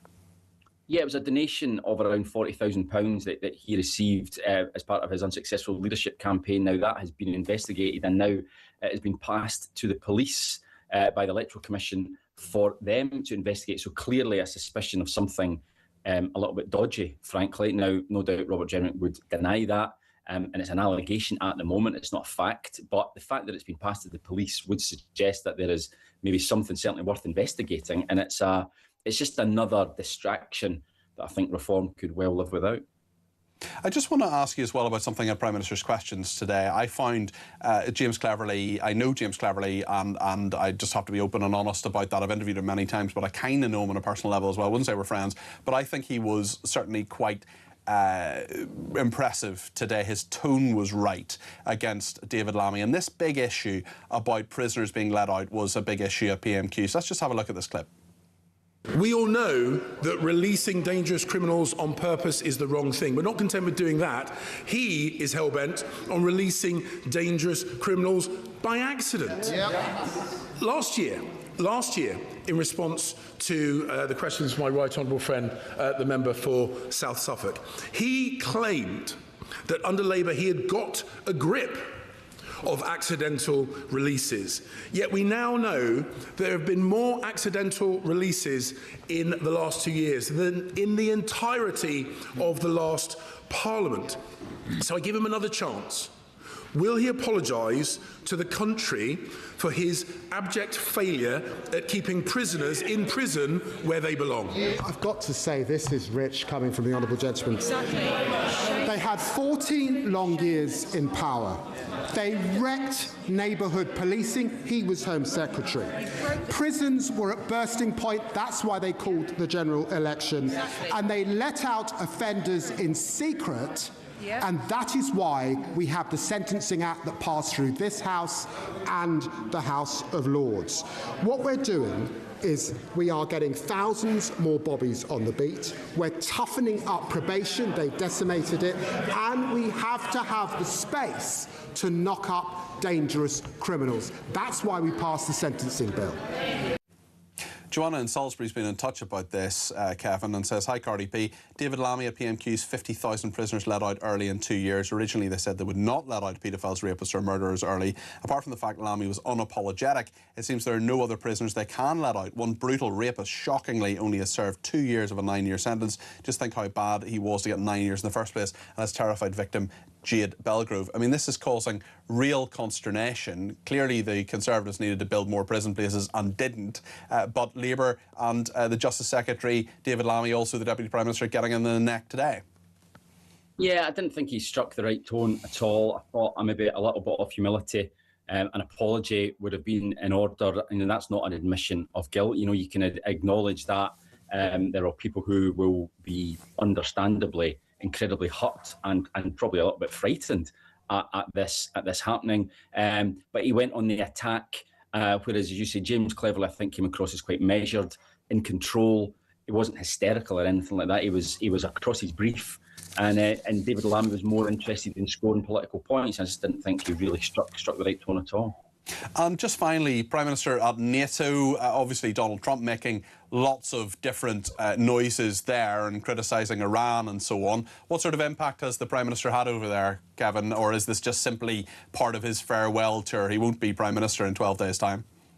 No, he won't be. And I think he'd be glad to be getting out without Donald Trump's opprobrium ringing in his ears. We had all anticipated that Donald Trump might take this opportunity to sort of kick Keir Starmer on the way out the door, but he didn't. He sort of held back. There was one or two little mild criticisms by Donald Trump standards, but yeah, I think all the other leaders would have known that Keir Starmer, this was his last hurrah. He couldn't really make a ripple. You know, he's pretty irrelevant now because, yeah, once power starts draining away, as you know, Peter, it's gone and it's not coming back. So he went over there, he had to show face, he posed for the pictures, he shook hands, but actually what he said didn't really matter very much because everyone knows he's going to be replaced very soon. Indeed. Kevin, thank you. Kevin Schofield, political editor of HuffPost UK. I appreciate you joining us on the programme. Lots of quibbles coming in, including from Elisa in Chelmsford. I erroneously referred to her as Alicia. We have someone who works here called Alicia. And Elisa, I do apologise. She said, my name is Elisa, not Alicia, to which I would ask her, is that a quibble? Also, she says, misuse of the apostrophe. Jew haters using the word Zionist in a derogatory manner when they really mean Jews. Another quibble from Nat, who says, you had 14 years, also doesn't like, and I'll tell you for why. I mean, that's just not English. Oh, I know one. Right, English people do this all the time. When you say, I was sat, no, you weren't, you were sitting. When people say, I was sat listening to the radio, I was sat on the bench, no, you weren't, you were sitting on the bench and you were sitting listening to the radio. It's a grammatical error that loads and loads of people, particularly English people, make, and it is wrong. So that is my quibble. Lots of other people, including Joanna in Salisbury, says, predictive text, you know what you've typed in and press send, look back and it's something different, but you've sent it. Also, AI answer phones, have you ever had a shouting session with one because the third time it hasn't understood you? Then there are the ridiculous number of questions and none of them are, do you want to speak to an advisor? Very good point. Also, people who say amount when they mean number, I have that as well, like the amount of times I've said that. No, the number of times you've said that. Also, other quibbles. Brendan says, people starting a sentence with to be honest. I always assume everyone's honest, or am I just naive? Let's add to be fair. Also infuriating. Yeah, when people say in my personal opinion, I mean, who else's opinion would it be? Graham says, my quibble is a pedantic Irish broadcaster picking up an incorrect grammar, says Graham in Bushy. Well, the good news is I'm not Irish, I'm British, so that doesn't apply to me. Glyn says, cars not indicating when exiting a roundabout. Very good point, Glyn in Cataract. Thank you for that. Lots more serious matters as well on Burnham and so on. We'll get to the serious stuff in a second, which actually today includes Count Binface. We'll take some more of your calls as well. We'll take some of your calls. I haven't taken any so far because it's been such a busy show, but we'll take them in just a second. You want to get your voice in the air? Give me a shout. 0344 499 1000.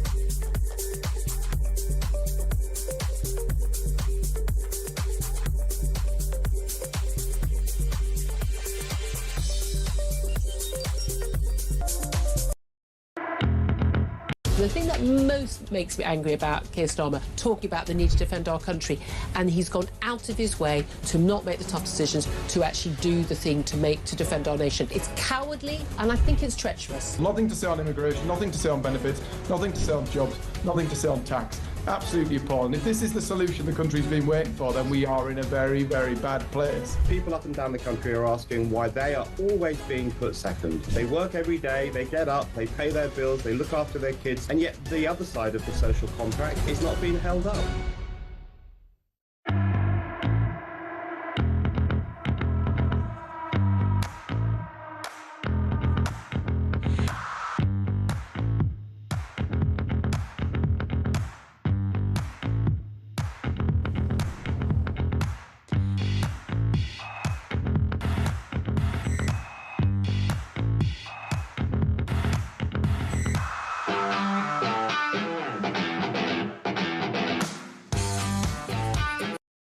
Across the UK, on DAB+, on YouTube, on your mobile, and on your side. This is Talk. Thanks everybody who's been in touch, including Leslie. He says, do you want to bet with me that Al Cairns becomes Defence Secretary for not standing against Burnham? Leslie, I think I'd probably lose that bet, so I'm not going to make it, but I think that is a very, very good point. And maybe that's the price of his support for Burnham, but the question is, does Al Cairns get all the money for defence, which would be many, many billions, 5 billion more already before even the extra bits. So I think that's a very, very high price to pay simply for his loyalty. But Leslie, will keep a very close eye on that one. Mark says, will Count Binface be canvassing door to door? Will his team just wheel him to the end of the street? I certainly hope Nigel Farage isn't throwing his political career away. Yay! Peter in Shrewsbury says, we have no deterrent for rape gangs. Chemical castration should be enforced. People like this person, Shabir Ahmed, will never be rehabilitated. He'll go straight back to what excites him. This horrible, disgusting parasite of a human being should be punished in the way he destroyed the lives of the young, vulnerable girls. He should be humiliated so that he could feel the way the victims felt while he was getting his disgusting way. Linda in Worcestershire says, I'm sorry, but I can't see the funny side of all this. I've truly had enough of it all. The UK is finished as the left-wing Marxists are in, and they're going to make sure they'll stay, and it's over. I don't see the point of continuing. I hope you mean that about the UK, Linda. But I hope you're all right and your mental health is okay as well. If it isn't, please do look on our website for some very good suggestions of places to contact. I might be just taking that out of context, but you might have got the wrong end of the stick with your message. But please do. I just hope you're all right. Dee in Chesterfield says, when the caller yesterday said she did not understand, I think she was referring to the procedure of having 2 by-elections in Clacton. I would also like to understand why, if the Standards Committee decrees that Nigel Farage is guilty of everything since the Black Death, why would that require another by-election? He already has a healthy majority. Well, Dee, I do think she was saying I don't really understand why he's gone for a by-election, but it really spoke to me, that call. I just thought it was very, very interesting because Nigel Farage's kind of strategy here is something a lot of people are questioning, not necessarily wrong or right, but it is interesting how it does seem to be backfiring to some degree. So he has gone for a by-election now. He's going to get that. It's probably going to be on the 6th of August. That pauses the Standards investigation. Then the Standards investigation happens. The Commissioner for Standards continues. That continues. Then he reports.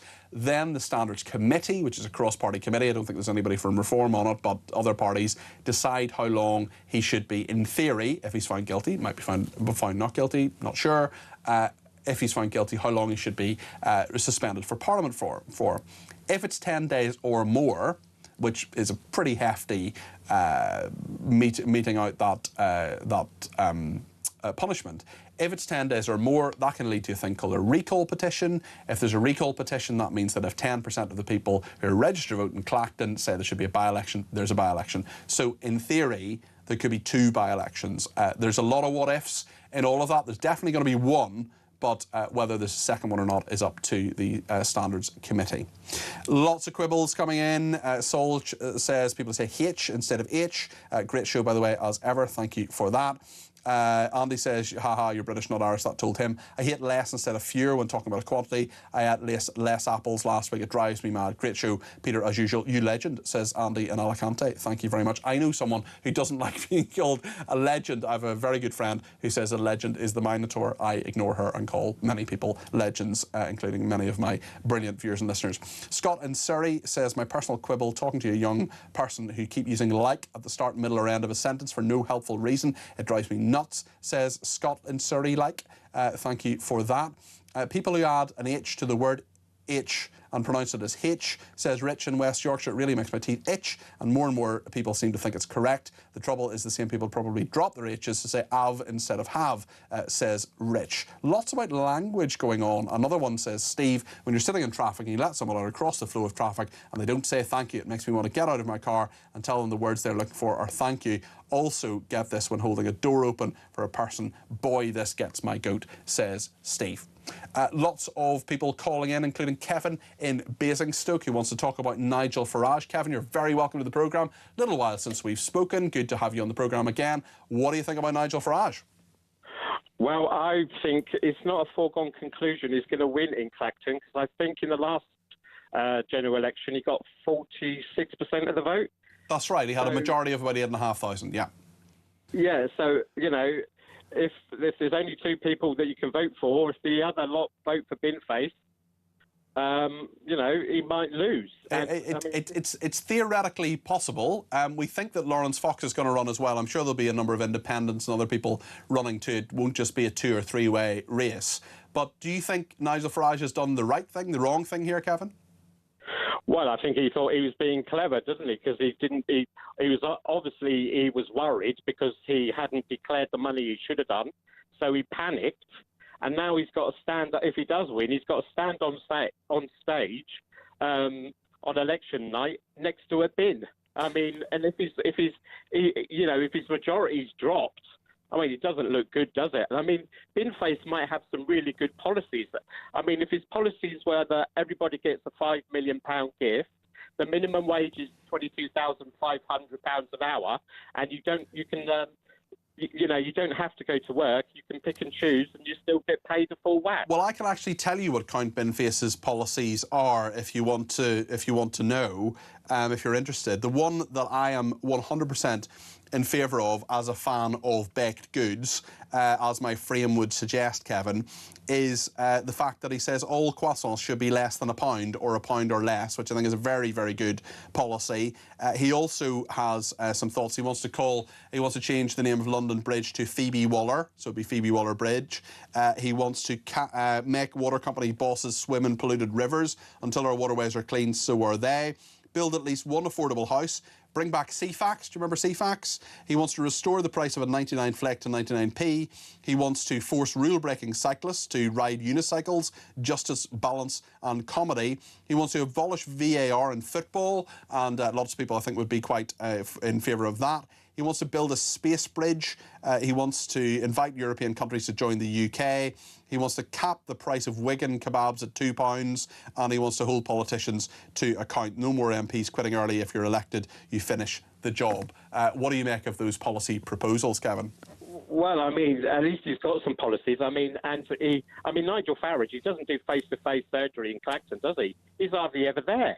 And now he's got... Well, he was there today. He was there today. Yeah, I know, but he's not an MP now. But he's not there when he is an MP. He's never done face-to-face surgeries. Well, I think he has. I think he has done face-to-face surgery. I don't think that's correct. I think he's done that. He's only mentioned Clacton 4 times since he's been an MP. His voting record is terrible. His voting record as a MEP was terrible. I mean, he hasn't done anything for Clacton. I mean, I know there was something sort of like instead of where's Wally, where's Nigel? Well, in fairness, he did hold surgeries. He was in Clacton a lot more than perhaps we knew about. Security may well be part of that. But listen, very interesting points, Kevin. Appreciate them. Kevin in Basingstoke there. Joan in Sunderland. What do you make of what's going on, Joan? You're very welcome to the programme. I think it's madness. I just feel like saying stop the world. I want to get off. I'm absolutely fed up. But all these MPs and what's going on in Parliament, I want to know, tell me if I've missed something. We've had the Tories for 14 years, we've had Starmer for 2, and now we're going to have Burnham.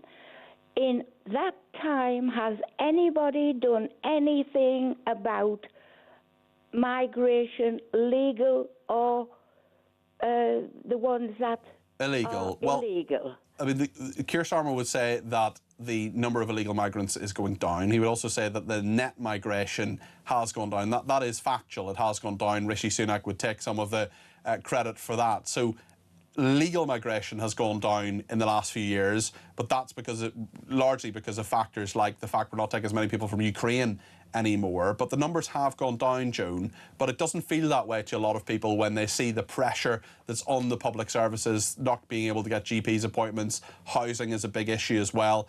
I mean, do you feel better off or in a better position than you were 14, 15, 16 years ago? No.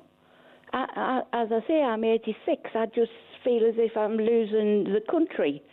And we've got people coming in as a care worker job, and they can bring up to 15 relatives. So for one job, we've got 16 people to house, to provide for, with health, with hospitals, with dentists, with schools. No, there's not one of them, either Conservative or Labour, who has fixed that problem for me. Okay. And net zero, I'm fed up to the death. We've got the highest costs. We're losing our industries. The oil and gas industries are being decimated. Steel industry, we've lost Denby pottery. We're losing everything like that. Yeah. I started my new tariff for gas and electricity the 1st of July. It's gone up £20.50 a month. That's just through net zero. I'm sick of all these criminals. I'm sick of us not being able to defend ourselves. We can always find money for everything else. We can give the Chagos Islands away. We can pay for giving them away. We can pay between 108 and 120 million for condoms for Pakistan. Why are we doing these things? But what gets me is these parties, they're going on, they're fighting like rats in a sack. I'm just sick of them. They've all told lies. And do you feel that way about Reform UK as well as the Conservatives and Labour, or is there any difference? Are there maybe not Reform, maybe there are other political parties that you feel aren't part of this? Because it seems to me, Joan, that your thought is a plague on all their houses. And what? It seems to me that maybe your thought is, I don't want to put words in your mouth, but maybe your thought is a plague on all their houses. I just wonder if you feel that way about every political party in Parliament. Well, I'm a bit disappointed now with Reform, with what's happened. But Parliament, the whole lot of them, they do nothing for the British people. It doesn't matter what goes on. They can always find some thing like the ECHR, some document somewhere. There's a line or there's a piece of legislation. We can't do it. Okay. We can't do this. The British people are just so fed up of just being treated like, I don't know what, they throw us a few crumbs. There's neither of them. I did believe Reform, and I still believe Reform might be able to do something. But why don't these people put the British people first? We are paying for it. OK. Joan, listen, thank you for your thoughts. I really appreciate that. That's Joan in Sunderland there. Lots of people getting in touch about all sorts of matters, including one texter who says, I want to know how is it acceptable for all the main parties who have decided Farage is guilty and what his sentence will be before he's even been fully investigated, all except Rupert Lowe, who said he would only fight him if there was a second by-election. Really good point there. One thing I will say is it's not about being guilty or innocent. He's not accused of anything. I'm not contradicting the texter. I'm simply saying that for all of us, it's about whether he declared it or not. This is not a criminal matter, and Nigel Farage says he's being treated like a criminal. He also says, I'm not a criminal, and of course he isn't, and I'm not suggesting that. Some people have been suggesting that online, but nobody seriously is suggesting that Nigel Farage is a criminal. It is simply about whether he declared a donation or not, and that donation was legally received from all that we can see, although there's some question about whether the funds originally, nothing to do with Nigel Nigel Farage were money laundered, and the National Crime Agency is looking into that. So there's a lot here, but there's no guilt or innocence necessarily. Sorry if I misspoke earlier on, actually, when I was saying that. It's not about being guilty or innocent, it's about whether he should have declared it or not, so whether he's found kind of liable or not, essentially. Sean says, just like Burnham is now giving a job to the MP, he stood down so he could be shoehorned into number 10, Farage should give Binface a job in government when he wins, just to make sure he wins the election. Richard says, how come you're not talking about Farage, only about Burnham being Prime Minister? Still talk is Sky News by stealth. We see which side talk is on, says Richard. I'm talking about the next Prime Minister. I'm talking about the fact that Andy Burnham will be Prime Minister in 2 weeks' time, barring a miracle. I'm not saying Nigel Farage will never be Prime Minister. In fact, the polls would indicate that that will be the case. So I don't quite know where you're coming from, Richard, simply because I'm not saying that Nigel Farage will be Prime Minister in 2 weeks' time. Not quite with you. Paul says, Andy Burnham is not my Prime Minister, as I did not vote for him. He hasn't said what he's going to do, who his cabinet members are going to be. Things aren't going to improve. They are going to get a lot worse. The country will soon be bankrupt because the IMF won't bail the government out. A couple more on quibbles. Fred says the way Americans pronounce Yosemite, Yosemite, I don't know, I'm not quite sure how it is, but Yosemite. I've been to Yosemite, and I think it's pronounced Yosemite. Fred, message in if I'm wrong. Can't be right, otherwise Marmite would be Marmitey. Same with Arkansas, so is the other state of Kansas, Kansaw. Do you know what? There was a producer on Newsnight who take themselves very, very seriously. I used to work on Newsnight. I had some great friends who worked there, but there are a lot of people who think they are, you know, the bee's knees intellectually, and one of those producers referred to Arkansas instead of Arkansas. Leslie says, great call from Joe at 86. She speaks more sense than any politician. And final one before the break from Glyn in Catterick. He says, thank you for clearing up the sit-and-sitting issue. I'm guilty as charged. One thing's for sure, I'm not sat on the fence anymore over it. Ha ha ha, sitting on the fence. And Glyn says, and the your thing drives me mad. Great show again, says Glyn. Thank you for that. Plenty more quibbles coming your way. The quibble people are coming on later, but we're going to talk in just a second about most British people believing the social contract is broken. Lisa McKenzie, fast becoming one of my favourite guests, is going to join us in just a second.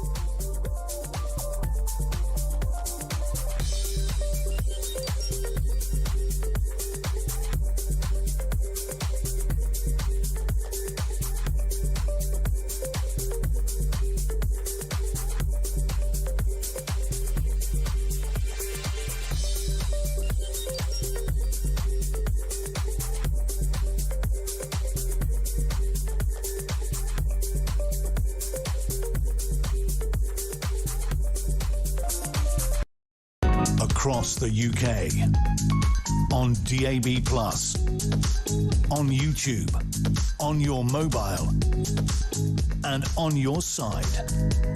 This is Talk.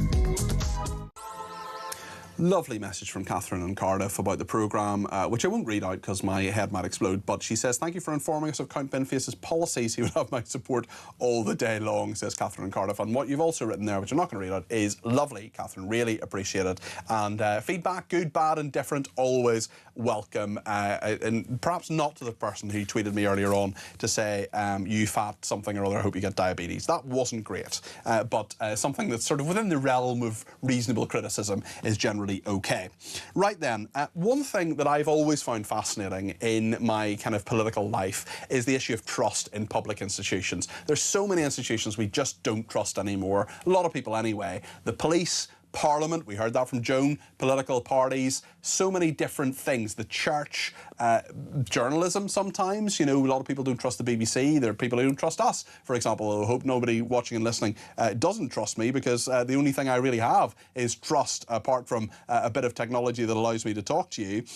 There's been a big poll, 4,000 adults, that have been found that 28% of those surveyed believe individuals should ignore rules and institutions that got in the way of change.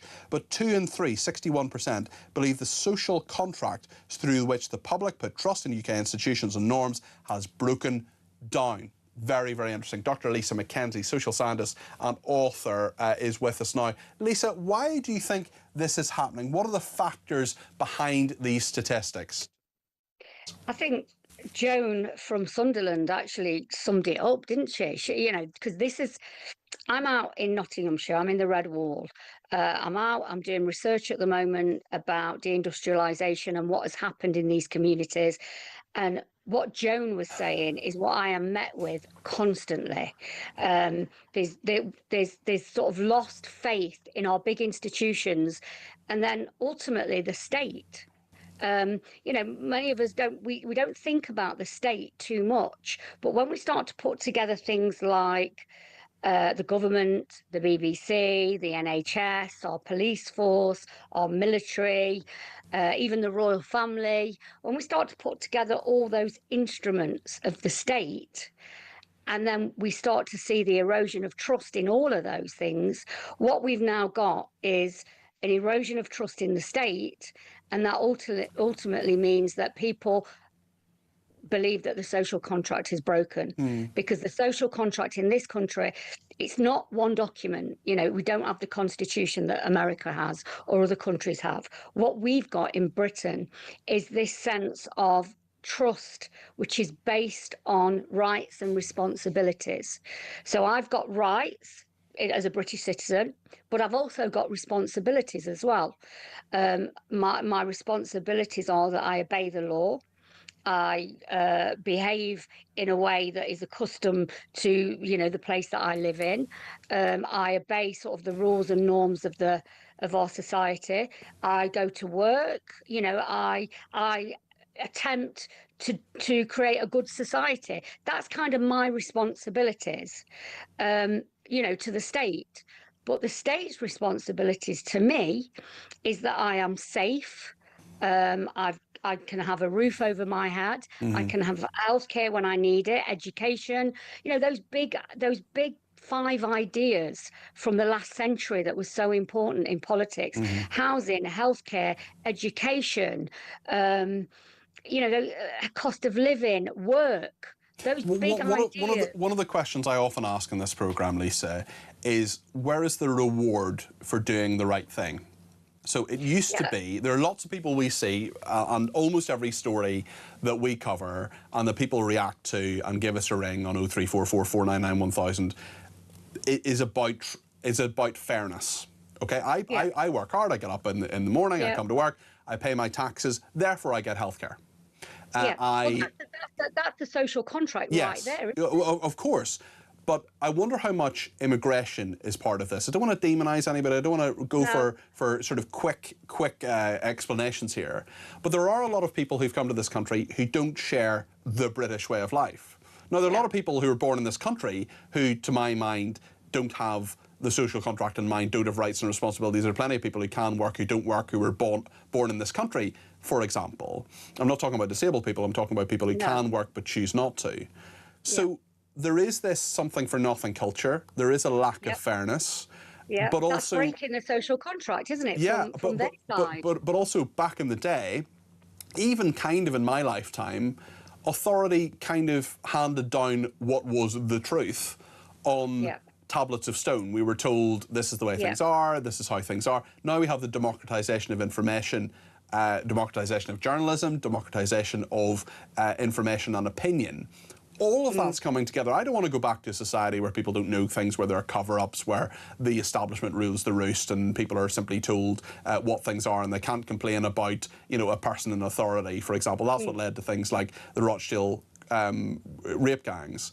Yes. But is there a better way? Is there a way through this? Is there a way that we can get that trust back? Because when trust in institutions, when the social contract is broken or is conceived to have broken, is there a way back? I think there is. There definitely is, and that belongs in our institutions, but it also belongs with us as well, because I think there's two things happening here. Our politicians and our institutions have moved back from us.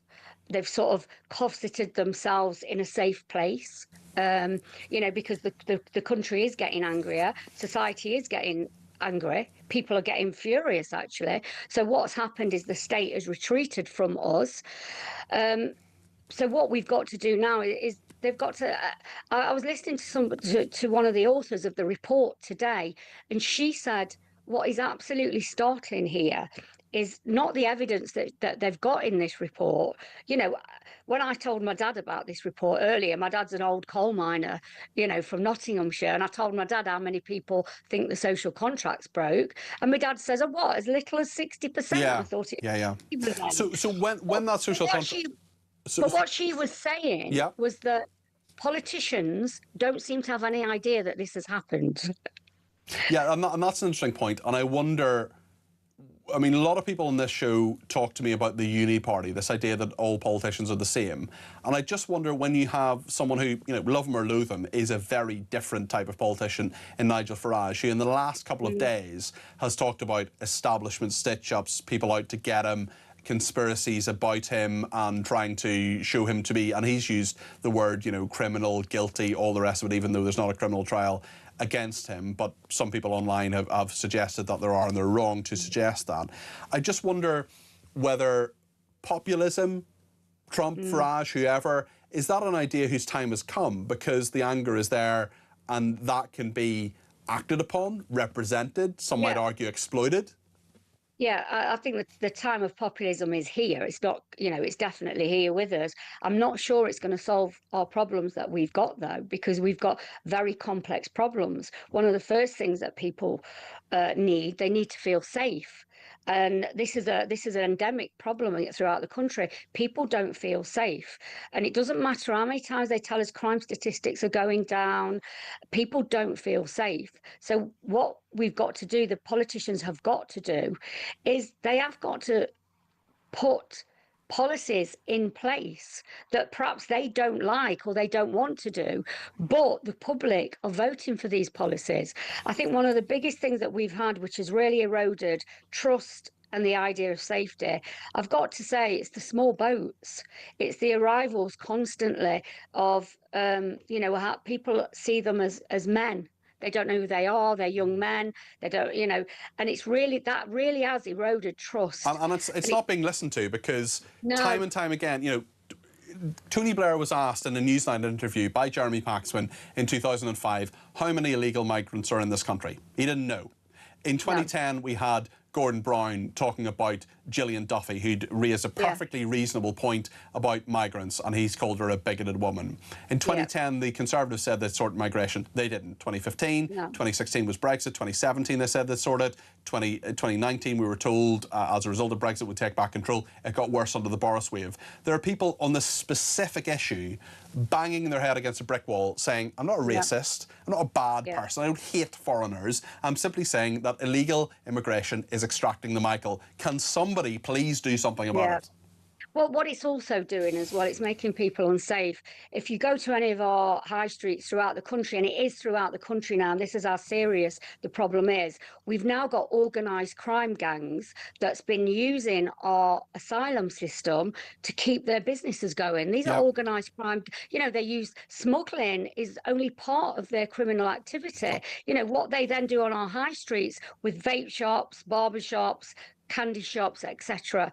And people in these communities have known this for a long time. Because when you live in a community where on one street you've got 4 or 5 of these sort of money laundering businesses and everyone knows about it, but you're told it's not happening, but you know it is. Well, it feels like gaslighting. It feels like, you know, you can see it in front of your face. Lisa, I could talk to you all evening about this, and I really appreciate your contribution to the programme. That's Dr. Lisa McKenzie there, who's a social scientist and author. I mean, there are so many people who say academics talk a load of nonsense. Some of them do. Certainly when I've been acting as an academic, maybe I do, but Lisa McKenzie isn't one of them. She talks complete sense and has the PhD, but nonetheless can speak human. Absolutely no doubt about that.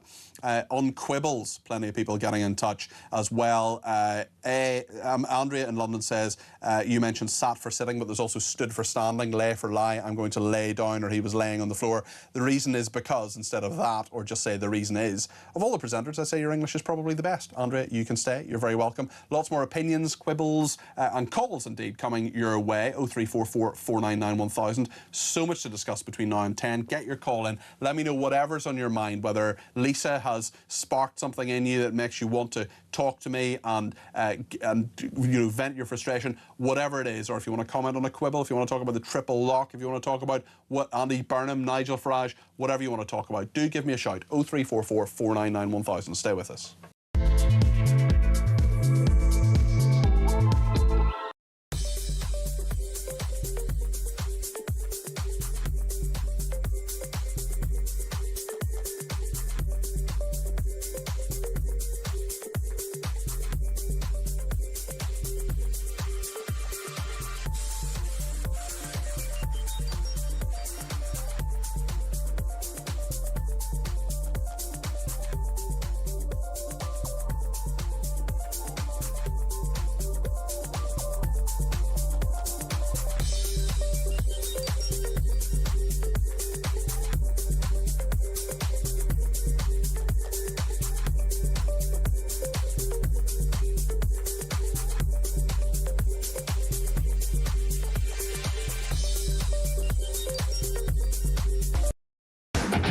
The thing that most makes me angry about Keir Starmer talking about the need to defend our country, and he's gone out of his way to not make the tough decisions to actually do the thing to defend our nation. It's cowardly, and I think it's treacherous. Nothing to say on immigration, nothing to say on benefits, nothing to say on jobs, nothing to say on tax. Absolutely appalling. If this is the solution the country's been waiting for, then we are in a very, very bad place. People up and down the country are asking why they are always being put second. They work every day, they get up, they pay their bills, they look after their kids, and yet the other side of the social contract is not being held up.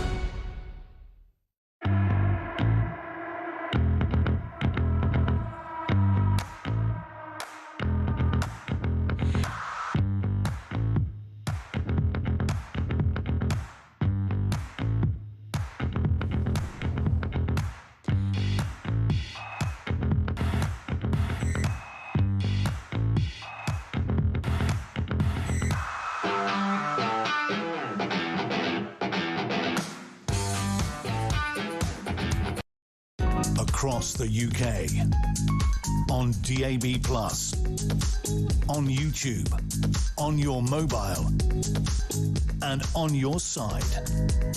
This is Talk. Lots of people getting in touch with their quibbles. Car parking apps is one that infuriates Angie. Please, please, I do not want any kind of app on my phone to do with parking my car. Can we please go back to the good old-fashioned way of paying with cash or on a card? Yes, I'm old, but it worked and everyone else knew what to do. Appreciate that. Jules says, the ultimate quibble is lived experience. Utter nonsense and tautological. You can't have an experience without being alive to experience it in the first place. Stop it. Yes, I think that's a very, very good point. Oh gosh, I'm not going to read that one out. Thank you to Eros, who says, the more I think about Shabir Ahmed, I can't understand any reason why Pakistan would take someone back who's been in Britain for 60 years. It is our fault we turned a blind eye to the grooming gangs for decades. With this logic, we are expecting them to take all of our convicted abusers. A little bit more complicated than that, but nonetheless. Mike is in Stoke-on-Trent and has some thoughts on the triple lock. Mike, you're very welcome to the programme. What would you like to say? Hi, Peter. Well, mainly your gentleman Kai. Yes, Kai Wilshaw was on earlier on, yeah. Yeah, I think he needs to go and join the real world for a start off. What in particular do you disagree with him on? Right, he goes on about the triple lock. I'm 75. I worked my tripes off for years, working 70 hours a week for the last 20 years of my life to get a pension. Yep. I got my state pension. I've got a little private pension. I pay nearly £3,000 on that a year in tax. And yet, I've seen examples given of single-parent families. They've got 2 and 3 kids. They're getting £26,000 a year tax-free, which is more than my pension. Yes. And I'm paying £3,000 a year on that. So if you want to start going at that, right, you want to raise money. You're giving somebody 20 odd grand a year. They say they can't live on it. I don't get that much money. Get them to pay tax on what they're getting out of the system. I totally agree with you, Mike, and I think everybody who receives any income should pay some tax because it means you have a stake in the system, even if it's a very low level of tax. I don't agree with people paying no income tax. I wonder, Mike, I mean, the problem people have with the a number of people have with the triple lock is that it's unaffordable, and the reason it's unaffordable is because, you know, I'm delighted you're 75. You sound completely clear as a bell. I hope physically you're very well as well, Mike. But you, you know, when well, we did the latter one, but still. Okay, well, going on about that, Peter. But the point is, Mike. Let me just ask the question, Mike. The point is that usually in the past, when people retired at 65, you know, wasn't great, but they'd be dead by 70, and you know that's not nice. And I'm delighted you're alive and well. My parents are around the same age as you. May you live long and prosper for many, many years to come. But we know that a lot of people, maybe you, maybe not, will get more out of their pension than they put in. You're not going to get the same amount out than you put in. You're going to get more because you're living longer, and that's great that you're living longer. But what is guaranteed for you is that that will go up by one of the three things that'll go up by: inflation 2.5% or retail prices index, I think. Yeah. So why is that fair? Right, so fair dues, I'll accept that point. Then why is it fair then? You've got over 100,000 18 to 24-year-olds, ADHD, getting PIP, no requirement to even look for work. Well, that's not fair either. That's not fair either. But the two things can be unfair at the same time, can't they? I agree. But what I'm trying to say is, people like me worked, and we worked hard. We paid for the previous generation. Now I accept that the next generation are going to struggle. Yep. And a lot of the problem, and I'll quote Maggie Thatcher on this, like or dislike it, socialism is brilliant until they run out of your money. And I'll give you one warning, which I do believe will happen.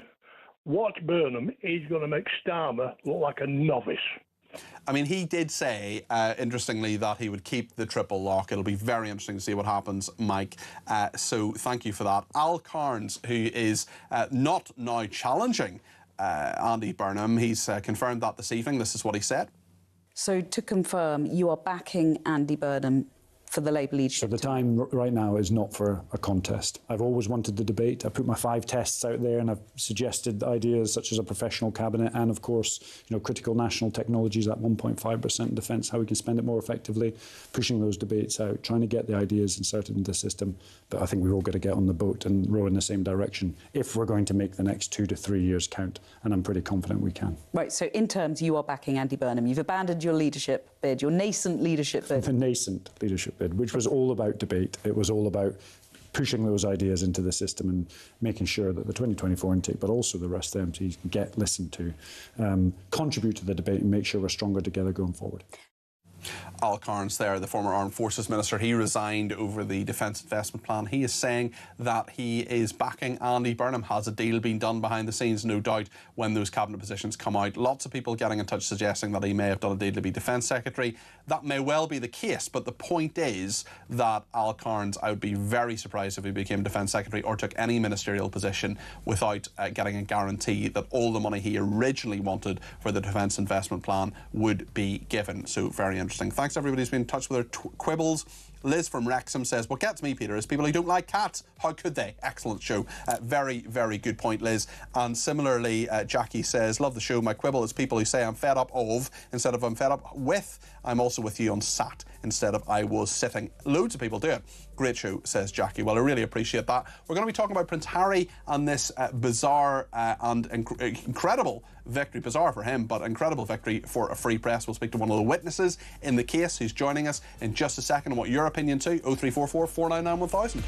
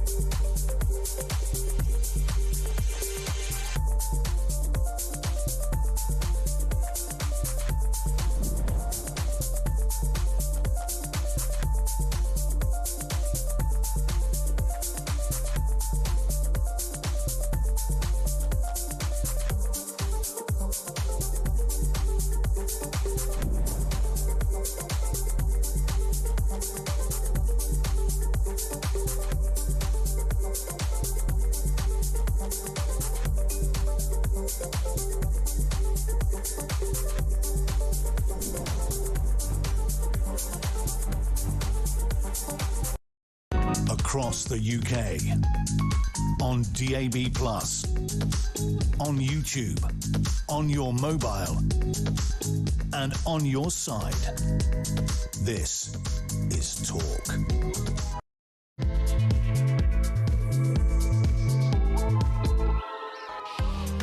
Thank you so much for your company on the Evening Exchange. It's an absolutely packed show this evening. We will talk more about Farage and him running in Clacton. We'll also talk about this victory for the UK's free press. A humiliated Prince Harry has suffered a crushing High Court defeat in his £50 million hacking case. We'll speak to one of the witnesses in that case, a journalist previously for the Mail, still writes a lot for the Mail. Nicole Lambert will be with us in a second. We'll also talk to a survivor of the Nova massacre who went wanting to simply celebrate music at the Nova Music Festival on the 6th and 7th of October 2023, got caught up on the 7th of October in that Hamas massacre. Sean will be joining us in the studio in a few minutes' time. There's a brilliant exhibition which has been on in London. It's going to other parts of the UK as well, and he will tell us about his experience, but I'd highly recommend that excellent exhibition that went on Saturday. We'll also talk a little bit about Al Cairns, the former Armed Forces Minister. He says he's not running against Andy Burnham, and later on we will speak to the founders of a new organisation called Quibble. This is about small but irritating things like COVID signs that are still around, about parking apps that you got to download so you can park. You even put in a zero rather than the letter O and you can be fined. All sorts of things that just irritate a little bit. Quite a lot on language as well. I can't stand it when people say I was sat when they mean I was sitting. Loads to discuss on all of this, a great variety of topics. Please do give me a ring. Plenty of time for calls between now and 10 o'clock when Pepe Hoskin takes over. 0344 499 1000 is the number to call. You can text me at 72222 with the word talk in your text. You can tweet me at talkTV. Follow me at Peter Cardwell. Send me a voice note, less than a minute please. You can send me a WhatsApp text message or give me a ring, all on that main number 0344 499 1000. Stay with us here on the Evening Exchange.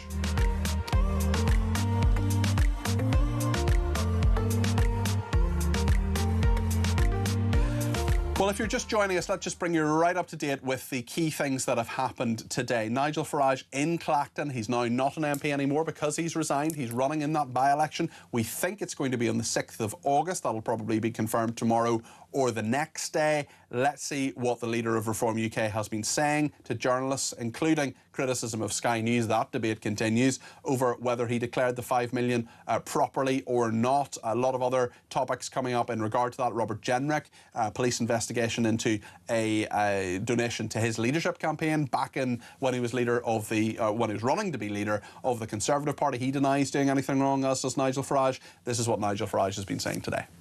Number one, I have nothing to apologise for at all. I haven't broken the law in any way at all, and I'm firmly of the belief, backed up by strong legal opinion, that I have not broken Parliament's rules either. However, as a result of constantly being referred and complained about, it now would appear from the media pylon and from the political party pylon that I'm guilty of virtually everything. I'm being painted out to the people in this constituency, frankly, as being a crook. Well, I tell you what, I don't think Sky News or anybody else should be my judge. I think the voters here in Clacton should have that opportunity. And as for the other parties, you know, the Conservatives got over 30,000 votes here in 2019. They don't want to stand. They know, well, you know why? Because they'd lose and lose badly. So far, only Count Binface and indeed Lawrence Fox have said they'll stand against Nigel Farage. The nominations aren't open yet, so we'll see who else joins them, or indeed even if Lawrence Fox joins. He says he's thinking strongly about it anyway. Also tonight, Al Cairns, the former Armed Forces Minister, says he's not standing against Andy Burnham. There wasn't any real thought that he would get the numbers. He would need 81 Labour MPs to nominate him. That was a big, big ask for someone who's never been a cabinet minister. So Andy Burnham apparently home in a boat. Al Cairns talking to Sky News this evening. So to confirm, you are backing Andy Burnham for the Labour leadership? So the time right now is not for a contest. I've always wanted the debate. I put my 5 tests out there and I've suggested ideas such as a professional cabinet and, of course, you know, critical national technologies, that 1.5% in defence, how we can spend it more effectively, pushing those debates out, trying to get the ideas inserted into the system. But I think we've all got to get on the boat and row in the same direction if we're going to make the next 2 to 3 years count, and I'm pretty confident we can. Right, so in terms, you are backing Andy Burnham. You've abandoned your leadership bid, your nascent leadership bid. The nascent leadership bid, which was all about debate. It was all about pushing those ideas into the system and making sure that the 2024 intake, but also the rest of the MPs, get listened to, contribute to the debate and make sure we're stronger together going forward. Al Cairns there, the former Armed Forces Minister, confirming he will not be standing against Andy Burnham. So Andy Burnham, barring a miracle, will be the next Prime Minister in 2 weeks' time, because there won't be a Labour leadership contest. Full coverage, of course, on Talk. I'm in discussions at the moment with the management behind the scenes about where I am that day. I may well be on Downing Street. We'll see what they decide. A big story, front page of a lot of papers today. The Daily Mail themselves have the single word vindicated, actually. A huge victory for the UK's free press, as humiliated Prince Harry has suffered a crushing High Court defeat in his £50 million hacking case. This was against the publisher of the Daily Mail, Associated Newspapers. Every single one of the 97 allegations made by the Duke and his friends was rejected. He says it's a complete and obvious whitewash in an extraordinary rant against the judge.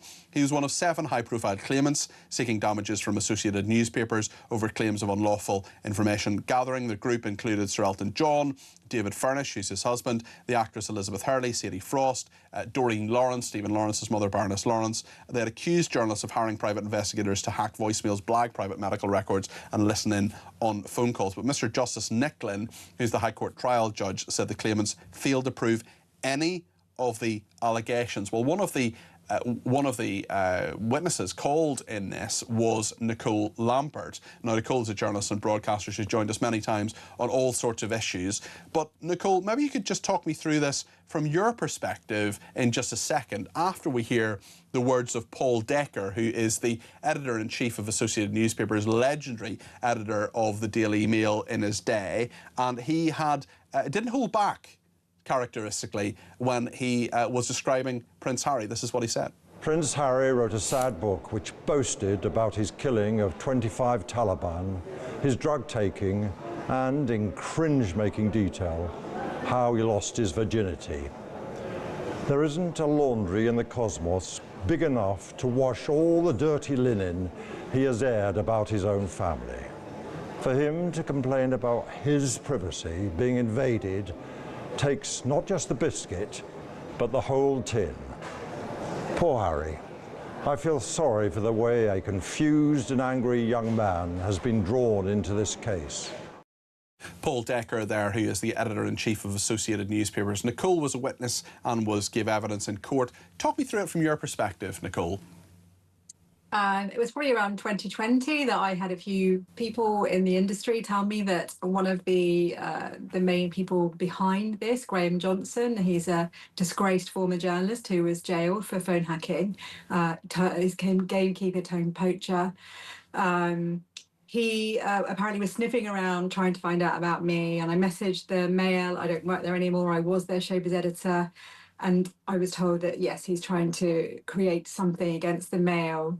And then, I think probably the rumours continued, of course, bringing in other people. And then in 2022, they announced that Harry and Doreen Lawrence and Liz Hurley and Sadie Frost, that they were going to be accusing the Mail of not just phone hacking, which other newspaper groups have been alleged to have done, but also phone tapping, which no journalist has ever been accused of before, of theft, of blagging, and all sorts of spurious things. So, to be honest, when I was first asked about it, so I was called in to go and see the Mail's lawyers, and I had to talk over some stories I hadn't seen for more than 20 years. I left the Mail nearly 20 years ago, and some of these stories were in my kind of early years there. So some of them were 24 years old. Could you remember them? I mean, you've pumped out thousands of stories over the years. You must have to refamiliarise yourself. I mean, I have scrapbooks of things I wrote, a number of years ago, and you often just don't remember them. No, and I don't keep scrapbooks, so I didn't really remember very many of them. There was a Liz Hurley one that I remembered only because I'd had to speak to someone in India for it, which wasn't my, the normal kind of showbiz beat. And there was a story that was actually wrong, that it was about Sadie and Jude coming to an agreement for their divorce, which I'd been told. And Jude had actually, his lawyers had actually written to the Mail and said it was wrong and we'd had to apologise. So when you get something wrong, because it's much more rare, you tend to remember that. Yes, yes. So yeah, I didn't really remember them. I had 7 stories that I was accused of using underhand methods for. 4 of them were Sadie Frost, 2 of them were Liz Hurley, and 1 was Elton John. And presumably you'd used, as you know, I know you're a friend of mine, Nicole, where we don't just talk to each other on here, we talk to each other elsewhere as well. We've been to Israel together. I mean, you are someone of great integrity, and the thought that you would be doing anything that you shouldn't do journalistically is just nonsense. So that must have been a massive affront to your personal integrity and also your journalistic integrity. Well, yeah, massively. And to be honest, the case against us seemed so weak from the off that I kept thinking it's not going, there's no way it will happen. And then for anyone who's been following it, they'll know that one of the key witnesses on the other side, someone who'd come out with some of these most spurious allegations about phone bugging, he, as soon as his witness statement was released, more or less, he then said, I didn't say any of that. And he came over to the Mail. So then I thought, this will definitely be dropped. So it was really at the end of last year that the Mail were like, right, we need you to come in to learn how to be in a courtroom. Then I was like, okay, well, I guess I'm going to have to go on the stand. And yeah, you worry. Obviously, I get lots of trolls because I'm a Jewish woman online. So I knew that they would go crazy about this, which they did. And also I was terrified about my reputation, what was going to be alleged about me. I'm a freelance journalist. I don't have a staff job. And you really, as a journalist, your name and your reputation is all you have. Yep. And it felt very much like this was about attempting to ruin our reputations. Why do you think the case was brought in the first place? And it does seem a strange ragtag of people bringing it as well. I mean, Doreen Lawrence, who the Mail fought for, her son literally wrote Paul Decker made the personal decision to publish that extraordinary front page, Murderers, and 2 of those people went to prison as a direct result of the Mail's journalism. Yet Doreen Lawrence has decided that the journalist Stephen Wright, who campaigned for her family for 20 years, had turned against her in some way. I just wonder what you make of the sort of individual claimants here, because Prince Harry, we've heard what Paul Decker said there, but coming together, I just wonder the motivations behind this. Well, Prince Harry has been on a kind of one man, one wagon, man wagon to destroy the press. This is his 3rd big case. He's sued the Mirror, sued the Sun, and won on at least some of the cases. So the Mail Group was, for both him and the hacked off people behind the case, the kind of the jewel in the crown, almost the most popular newspaper group in the country. And the one that they hadn't been able to pin anything on, and that's because there wasn't any phone hacking at the Mail. So, but they were determined to get there, whether however means. So Doreen Lawrence was brought in by Prince Harry, and I think hearing from a friend of mine who got to know Graham Johnson a bit, and he's the person that really put this case together. He's the ex-hacker. He is incredibly convincing. So, and I guess even if you're Doreen Lawrence, and even if you've had a relationship with the Mail and the journalist Stephen Wright, who's done all these amazing stories and seen 2 of the murderers of your son jailed, if someone says we have evidence of this, then maybe you believe them. And I think that is what happened. That I think at least. So some of those celebrities, they've kind of been on the other ones and they've won a lot of money from it. Yeah. So some of them are doing it for that reason. But I guess also, really, if someone comes to you, so with Sadie, I guess even it's easier thinking that maybe I was phone hacking Jude Law rather than the truth, which is it was someone very close to her selling stories about her private life. Yeah. What do you think the net result of this is? I mean, it's a huge victory for the UK's free press. Does this draw a line under a very difficult period? And do you think Prince Harry will stop now? Do you think he'll accept this and move on? I mean, he said it's a whitewash. Well, he's a petulant child, really, isn't he? A forever he's not victim. A child. Yeah, he's a man boy. So you would hope that a good lawyer would take him in hand and say, that is enough. And I hope that, so there's going to be a cost hearing at the end of the month, and hopefully it will cost them in the pocket. And so then they'll realise that this is time to stop. But in terms of people trying to curb press freedom, we're seeing both the Labour government and Nigel Farage talking about reinstating a kind of Leveson too. So, you know, they both want to try and rein the press in. Ironically, after Leveson and the Press Complaints Commission was closed down, most of the newspapers did still join a Press Complaints Commission version called Ipso, but The Guardian and The Independent didn't, because they marked their own homework. Okay. Nicole, thank you. Really appreciate you speaking to us. Just actually, before you go, sorry, one more question. I mean, what was it like in the witness box? What was that experience like for you? Was it intimidating? Was it fine because you just knew, just tell the truth? I mean, a lot of people would find it very, very intimidating. You're made of tough stuff, but I know if I was giving evidence in any trial, in any court case, it would be a nerve-wracking experience. Yeah, well, I didn't sleep for quite a few days before. My dad had died just a few weeks earlier. So all I'd been doing really was grieving and reading all the notes I had for this case. Going in the dock was scary, terrifying, and I was terrified that I was going to lose my entire career because I'm a freelance journalist. But then once I was there, and so I was in the dock for 5 hours. Once their barrister, Sherborne, started just throwing the most ridiculous accusations of me. At one time, he even kind of made the insinuation that I had hacked the police, which I told him was insane.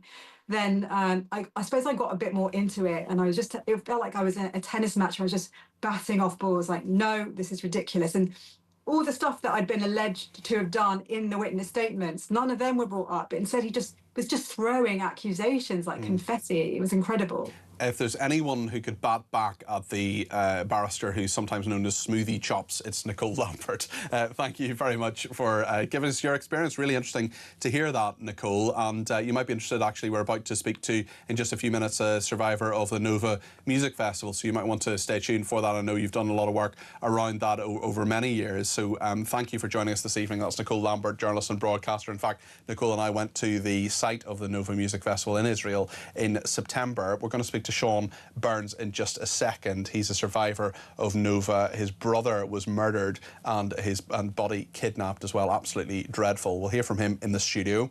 We're also going to talk to Quibble before the end of the programme, this new organisation. Lots of people getting in touch about small things that annoy them. Lots about language as well. Penny says, annoying things people say which are grammatically incorrect. We was, absolutely infuriating, as we were. People seem to say it more and more. Is it a London thing? Also H instead of H, says Penny. Lots on benefits as well. Barbara says benefits recipients pay no tax at all on their handouts without working. Same with the immigrants who claim benefits and have never contributed. Another person says, I paid into the system for 50 years and I'm paying tax on a private pension still. Never drew a penny in benefits while I was working. So why should I not be entitled to take something out? Stop paying pensions for immigrants who have not paid in. Also start with net zero. Ben in Derbyshire says, hence why is when I switch off. You've already said that is why, or therefore. You don't need to say that is why. Just people trying to sound clever. Great show, Peter, says Ben in Derbyshire. And Adrian in Woking say, my pet hate happens a lot on talk. That was the latest. Latest what? Weather report, news, sport, traffic report, whatever. It's when they say, also, I remember when Sky News started, the phrase that was banned was, whilst we are on air, or whilst we've been on air. Obviously, Sky News is a 24-hour news network. Lots more on that, and we'll speak to Sean Burns, the Nova survivor. You're going to want to hear this. He's live in studio in just a second. I'd love your reaction too. 0344 499 1000. Stay with us.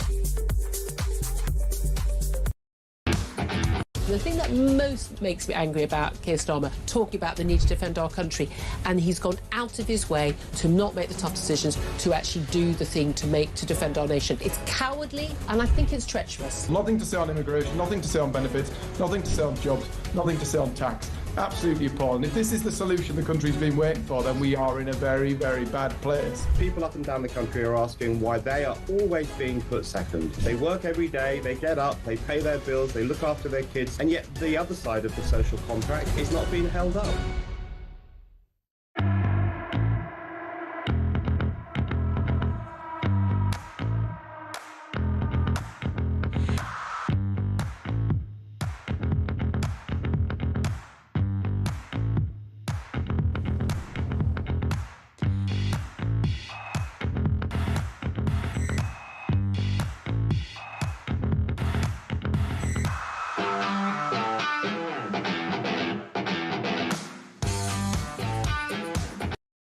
Across the UK, on DAB+, on YouTube, on your mobile, and on your side. This is Talk.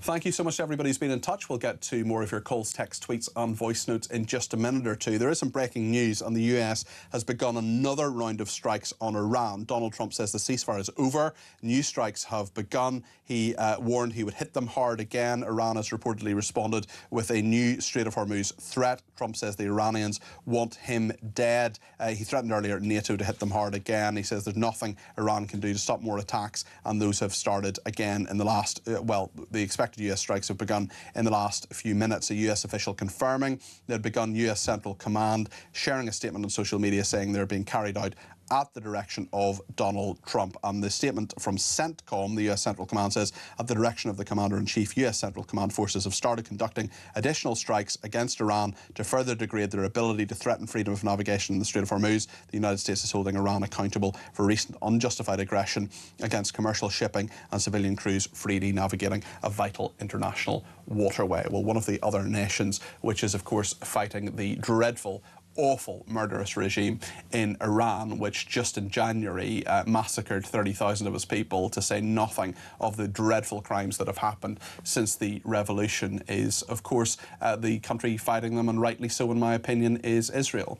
Now, I have had a really interesting experience. I've learned a lot more about Israel in the last few years, and the thing that sparked my interest was the horrendous Hamas terrorist attacks on the 7th of October 2023, the biggest loss of life for Jewish people in the world since the Holocaust. A horrendous incident. I've recently, just on Saturday, been at a brilliant exhibition that's on in London at the moment about the Nova Music Festival, a trance music festival that was happening, and many people from there were murdered, maimed, raped, beaten. Horrendous things happened to them, kidnapped as well, to say nothing of other Israelis as well. I was very privileged in September with Nicole Lambert, who we just heard there. She was on the trip as well. There were about 20 of us. We went to the Nova Music Festival site, and I'll be brutally honest with you, when I was at that site, I could only stand about 15 or 20 minutes. It was just such a sad, dreadful place. A great memorial is being established there to the people who were murdered, maimed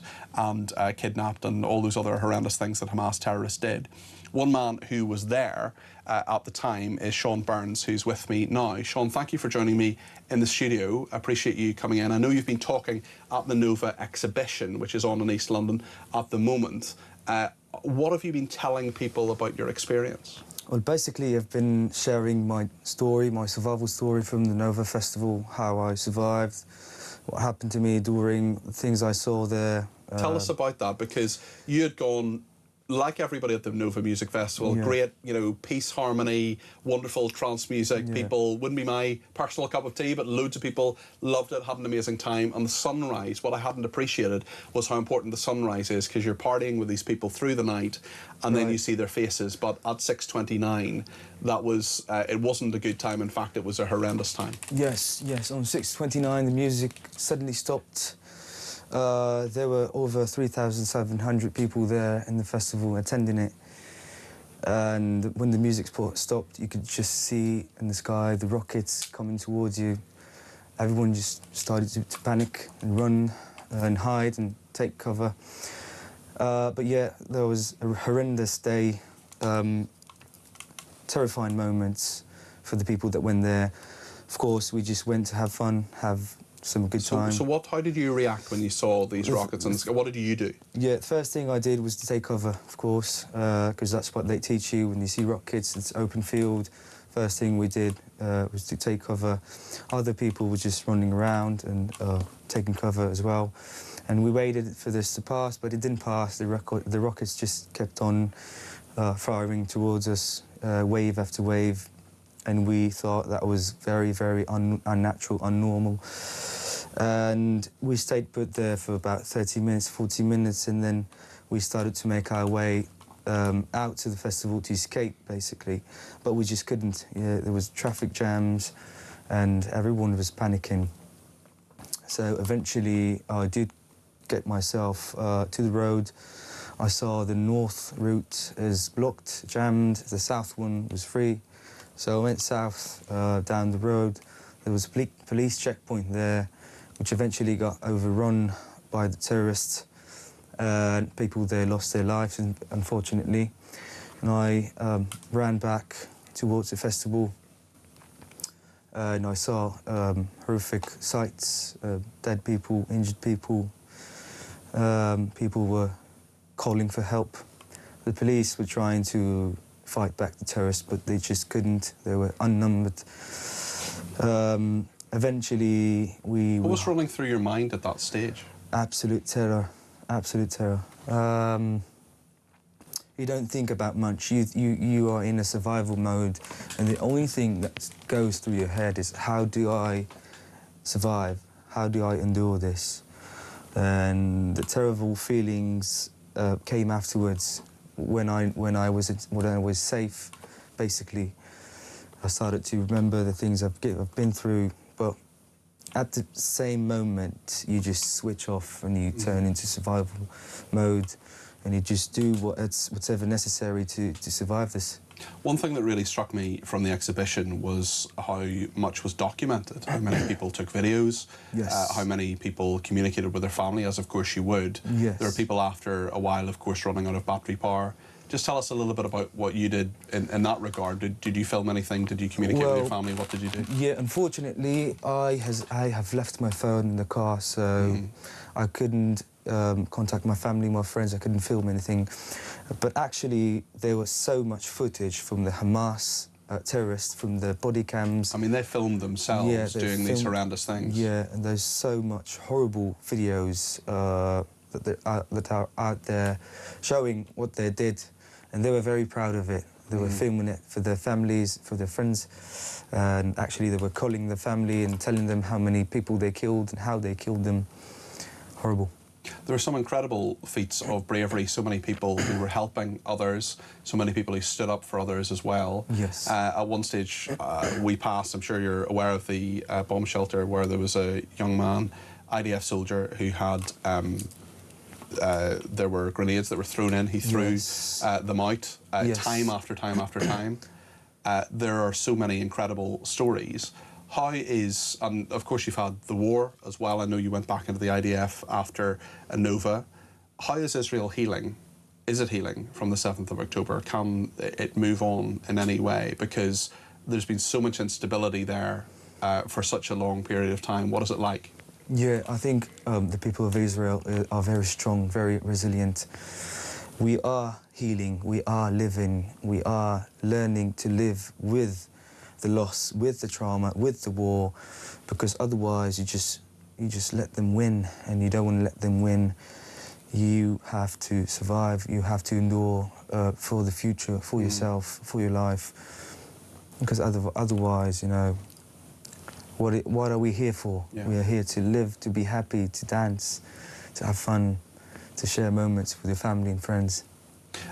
Tell me a little bit about coming to the UK and sharing your story and what you've done at this brilliant exhibition, by the way. It's on in London till the 15th of July, and then it goes internationally. It has been in lots of other different cities as well throughout the world. Why have you chosen to share your story? Because there's so many people who might just say, this is my personal thing and I want to try to get over it? Yeah, firstly, it's very special for me to come here because England is my dad's country. I'm half British, so it was very important for me to come here, to share my story, to show people what happened there. And actually, before I came, I was a bit afraid that people are not going to welcome us here, but I was so surprised to see how much love and how much support we get, not only from Jews, but from non-Jews and from the people of England, and that made me so proud of my... It's interesting you mention that, because so much of what we've talked about on my programme has been so many pro-Palestinian marches. I would say I'm for the freedom of the Palestinian people from Hamas. I want them to live in peace and democracy. I want a two-state solution. We've had this country, for example, recognising Palestine as a state. There's a lot of anti-Semitism here in the UK. I'm sure you're very aware of it, being half British as well. So you were nervous about coming here, sharing your story? Definitely. I was afraid that I'm going to get harassed or people are going to look at me differently because of the fact I went to fight back for my country and because I am Jewish. So yeah, I was afraid at first.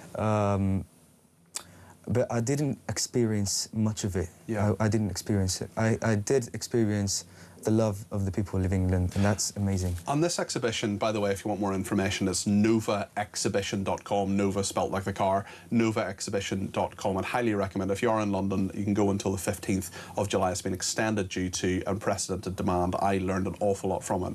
But I just wonder what you want people to take from the exhibition, or even people who are interested in what you're saying but don't live in London, can't make it to the exhibition. How do you want them to look back on the 7th of October 2023? First of all, it's important for people to understand and know and see firsthand what happened there that day, the atrocities that happened there that day. Do you think people get it? Do you think people get the scale of it? Because I hear so many people saying, yeah, 7th of October, but Gaza war, this, that and the other. And that's okay, I'm not saying we shouldn't talk about that, but the true horror of the 7th of October, I don't think is...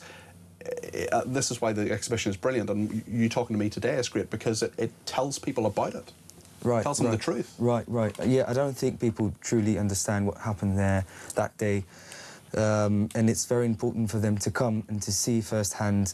And I want them to know that Nova is not only about tragedy and loss.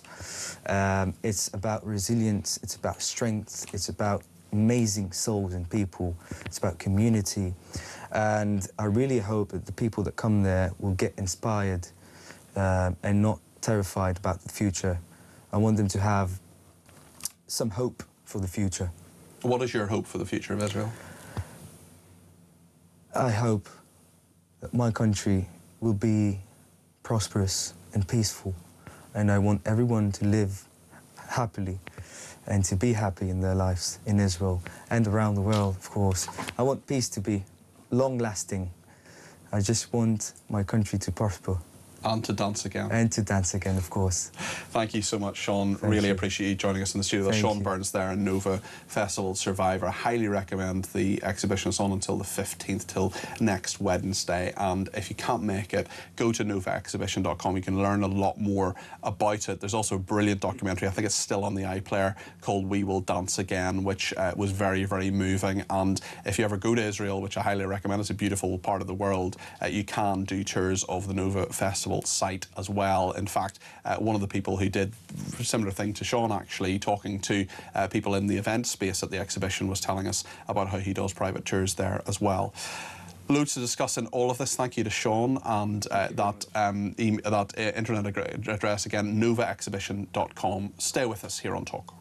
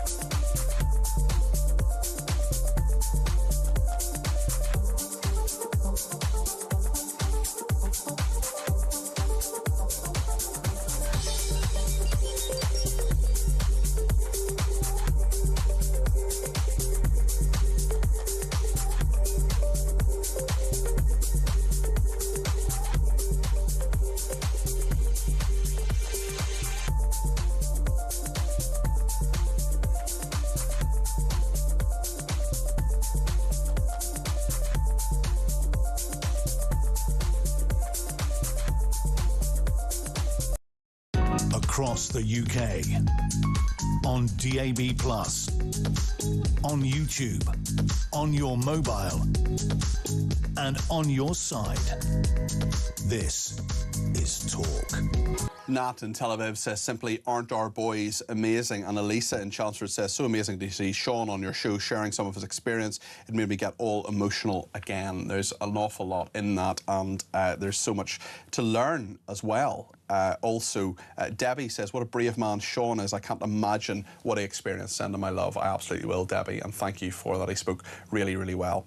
Right then, a couple of extra texts. Mike in Milton Keynes says, following all the hypocrisy from all the politicians and government on the media, if I were Nigel Farage, I would leave this country, sit back and watch the UK go down the pan with all our British values and Christian culture, and eventually say, I told you so. In my opinion, the UK is now past the point of recovery, even when Reform UK are in government, says Mike. And Keith in Lincolnshire says, where is the scrutiny on Burnham? All I have seen or heard about his plans do not look like anything will change for the better. He is just keeping his head below the parapet so no one can scrutinise him. Keith, you're absolutely right. He has done a Reddit where he answers the questions he wants to online. He's done one broadcast interview where, in my mind, he wasn't asked nearly this harsh questions he needed to be asked. And that is it. He's given one speech where he took no questions. That is it since he's been elected MP for Makerfield. He hasn't spoken in the House of Commons.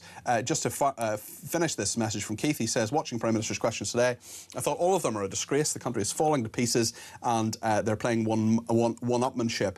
When are these elected MPs going to start earning their money and stop hiding behind legislation? We are a sovereign country and can change laws as we want to. I'm fed up with hearing nonsense excuses like most of the country. Burnham needs to get a grip, and quickly. He will be judged pretty quickly. Keith, I think you're judging him already, and certainly there will be many occasions when there will be a time and space to talk about Prime Minister Burnham, which looks very likely now that Al Cairns has pulled out. But those are the big things. The question is, what about the little things? What about the little things that just annoy us every day? Having to, when you park, you've got to download yet another app to do that. You see COVID signs saying, 2 metres apart when COVID's over for years. You see there's so many people getting in touch about grammar, about things people say or don't say that they should. Lots of people have quibbles, and now there is a new organisation which is called Simply Quibble.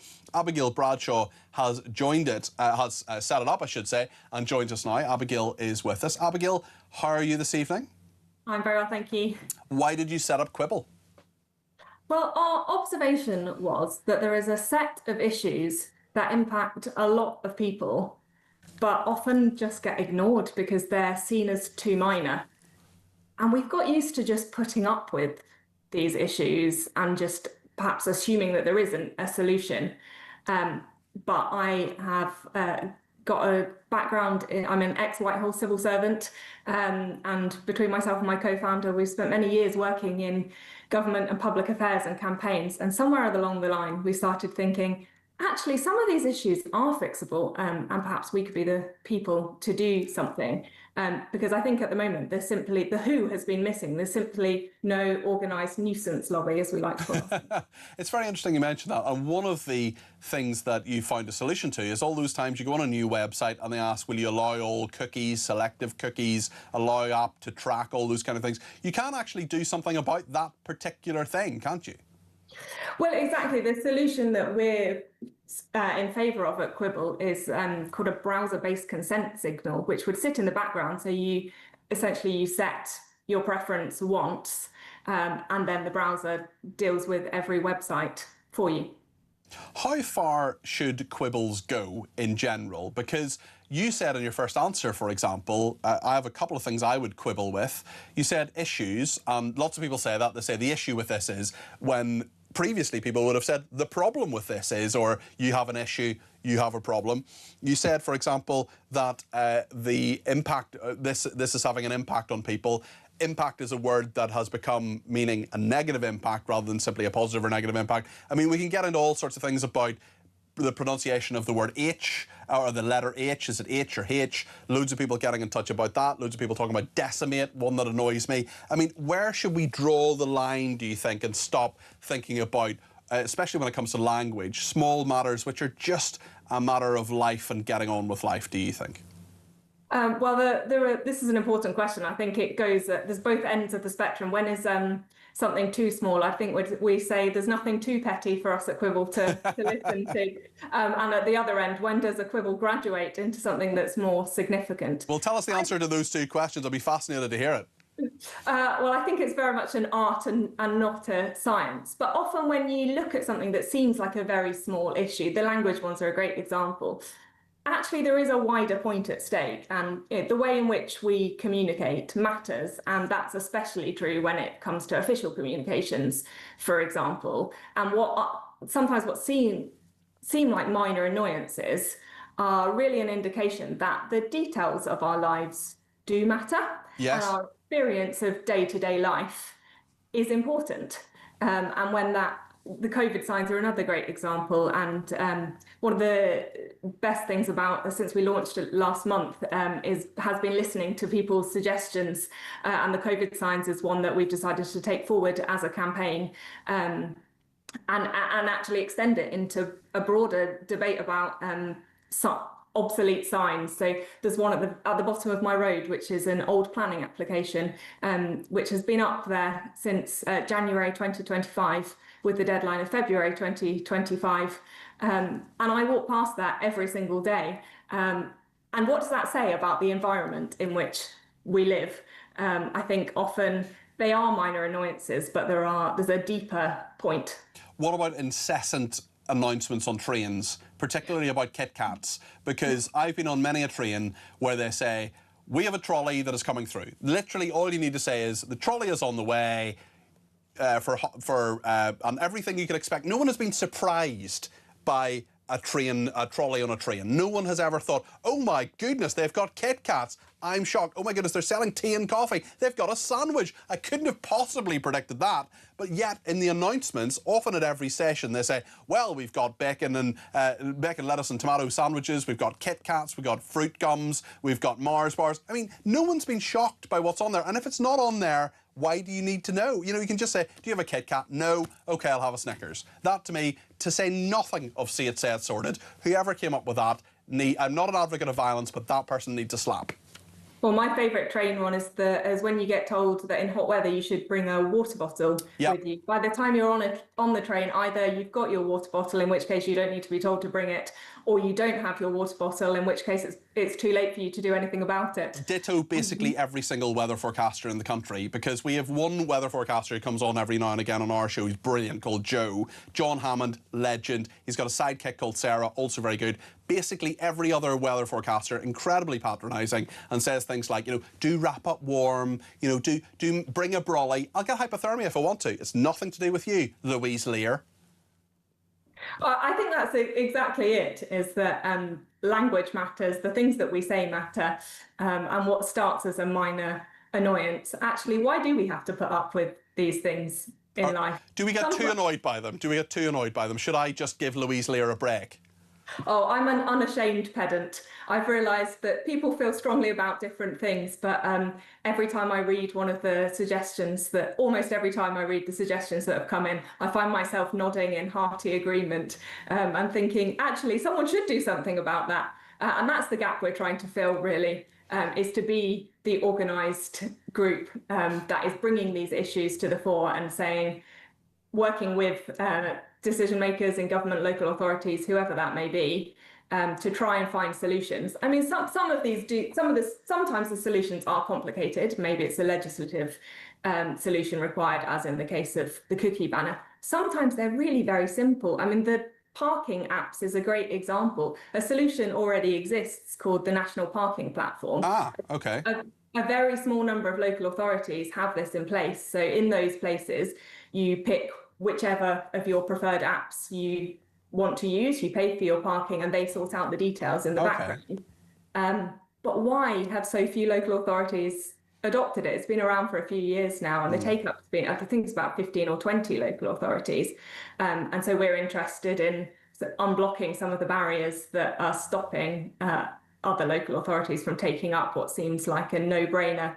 I'd say that's the single most requested quibble that has come into us. Really? Okay, interesting. And how is this a British thing? Is this a uniquely British thing? I mean, everybody complains about all sorts of things, but these getting very het up about small matters. I worked in Whitehall for 3.5 years and, you know, tried to eradicate meet with from press releases. I tried to eradicate people talking about meet with. You do not meet with people, you just meet people.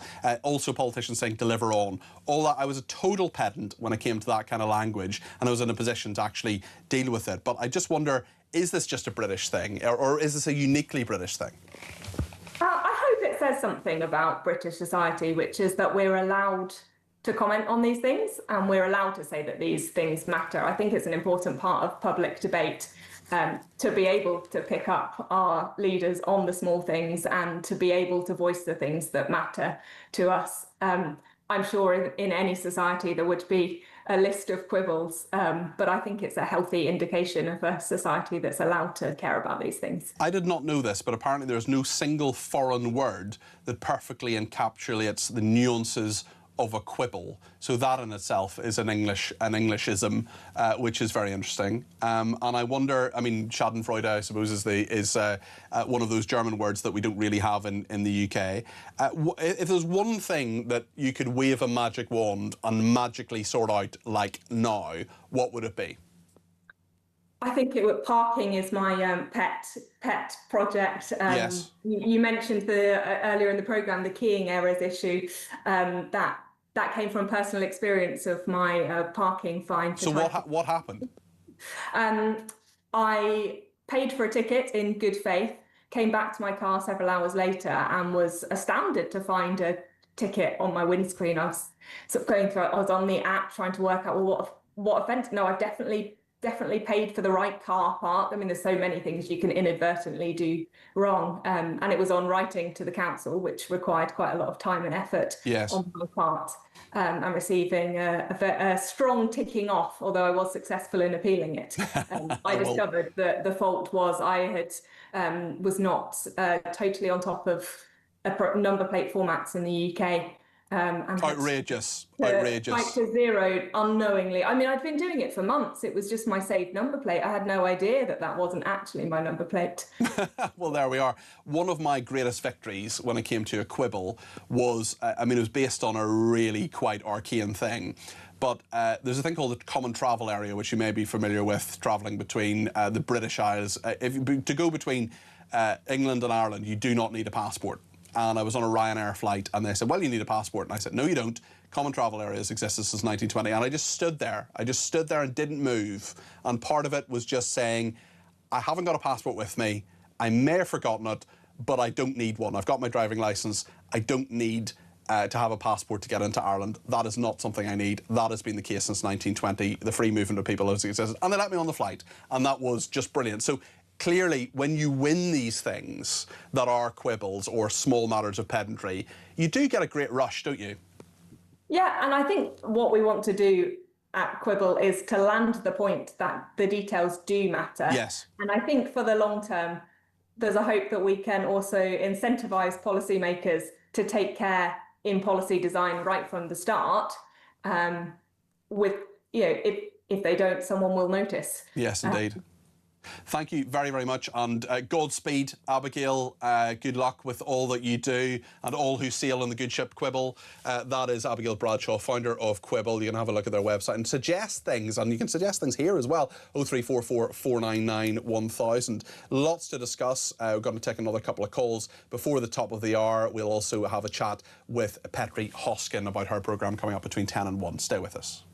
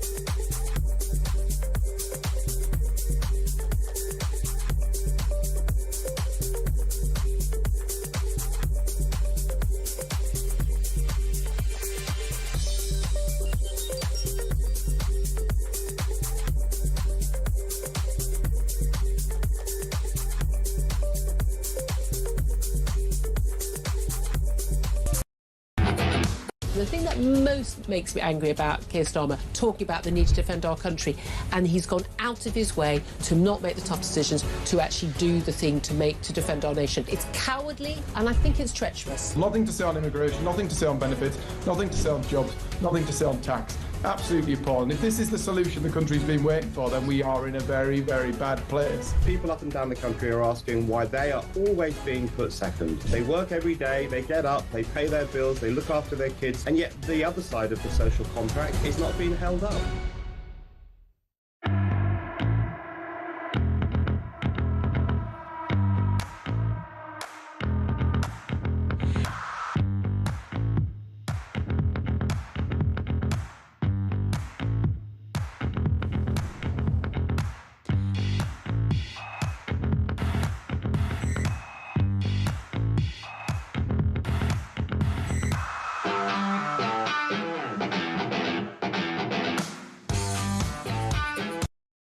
Across the UK, on DAB+, on YouTube, on your mobile, and on your side.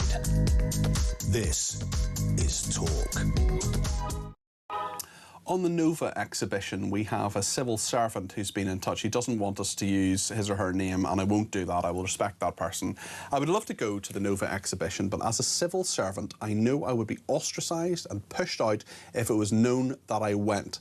The PCS, which is the union, is so disgustingly, blatantly pro-Palestine and anti-Israel without any challenge that when I, supposedly anonymously, objected to a poster in the canteen that praised Hamas, I was given a warning.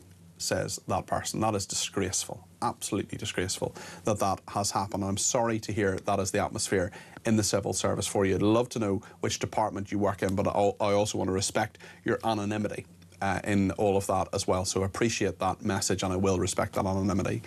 Let's speak to Andrea in Essex. He has some thoughts about pensioners and taxes and pensions. Andrea, are you a pensioner?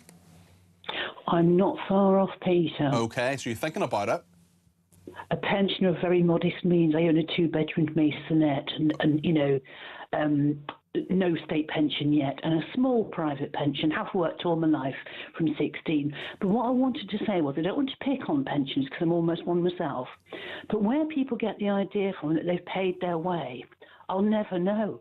It's simple economics, Peter. Well, they get a lot more out of a pension than they pay, and that is just a fact. Absolutely. My parents had 6 children. You know, they were Catholic. They had 6 children, all of us educated. My mum and dad, you know, all of the benefits of the state, health, schooling. 2 of my sisters went to university before tuition fees, and you know, we did okay out of it. Yeah. Health, but where people think, you know, I've worked all my life, I've paid my way. My mum and dad used to drive me crazy when we used to argue about it. But they were. I suppose the point is. I suppose the point is they paid what they were told to pay to get a pension. I wonder, Andrea, if you think that the triple lock is fair when it comes to the rise of 2.5%. Or inflation, or what's the third one? I can't remember off the top of my head. The earnings. Do you think that's fair in general? I don't know. I don't. I understand that pensioners think, well, people are coming and getting everything for nothing. I understand that gripe. Totally get it. I feel the same. But do I think that our young people should be paying for me soon, or in a way that's over and above a triple lock measure? No, I can't say I do. It's not fair. Very interesting. Well, listen, when you retire, have a long and happy one, Andrea, and thanks for your perspective. I really appreciate that. Very interesting to hear from her. It'll also be very interesting for the next 3 hours to hear from Petri Hoskin, who is in studio right now. Petri, we've been talking about quibbles. What's your quibble? I've been listening to your quibbles, and I agree with everything your listeners and viewers have said, particularly the not thanking you when you do something nice in a car. Yes. My quibble is about you. Oh. Yeah. And it grinds my gears. Just me in general? No. It's something you say, and it grinds my gears. So I'm going to tell you. Give me a ring. What's wrong with that? It's not give me a ring. It's give me a call, because a ring can be a ring. But ringing on the phone? No, it's not. That's not the right. It grinds. I was always taught when I was at another big phone-in Okay. station.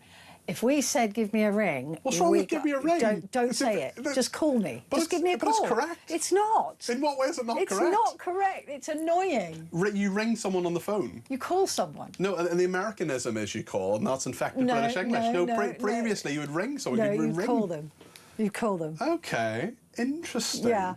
So that's just one of my quibbles. Quibble becomes a quarrel. A quibble becomes a quarrel. Well, listen. It's just because I was always taught that you never say that. Okay. Well, you were taught incorrectly.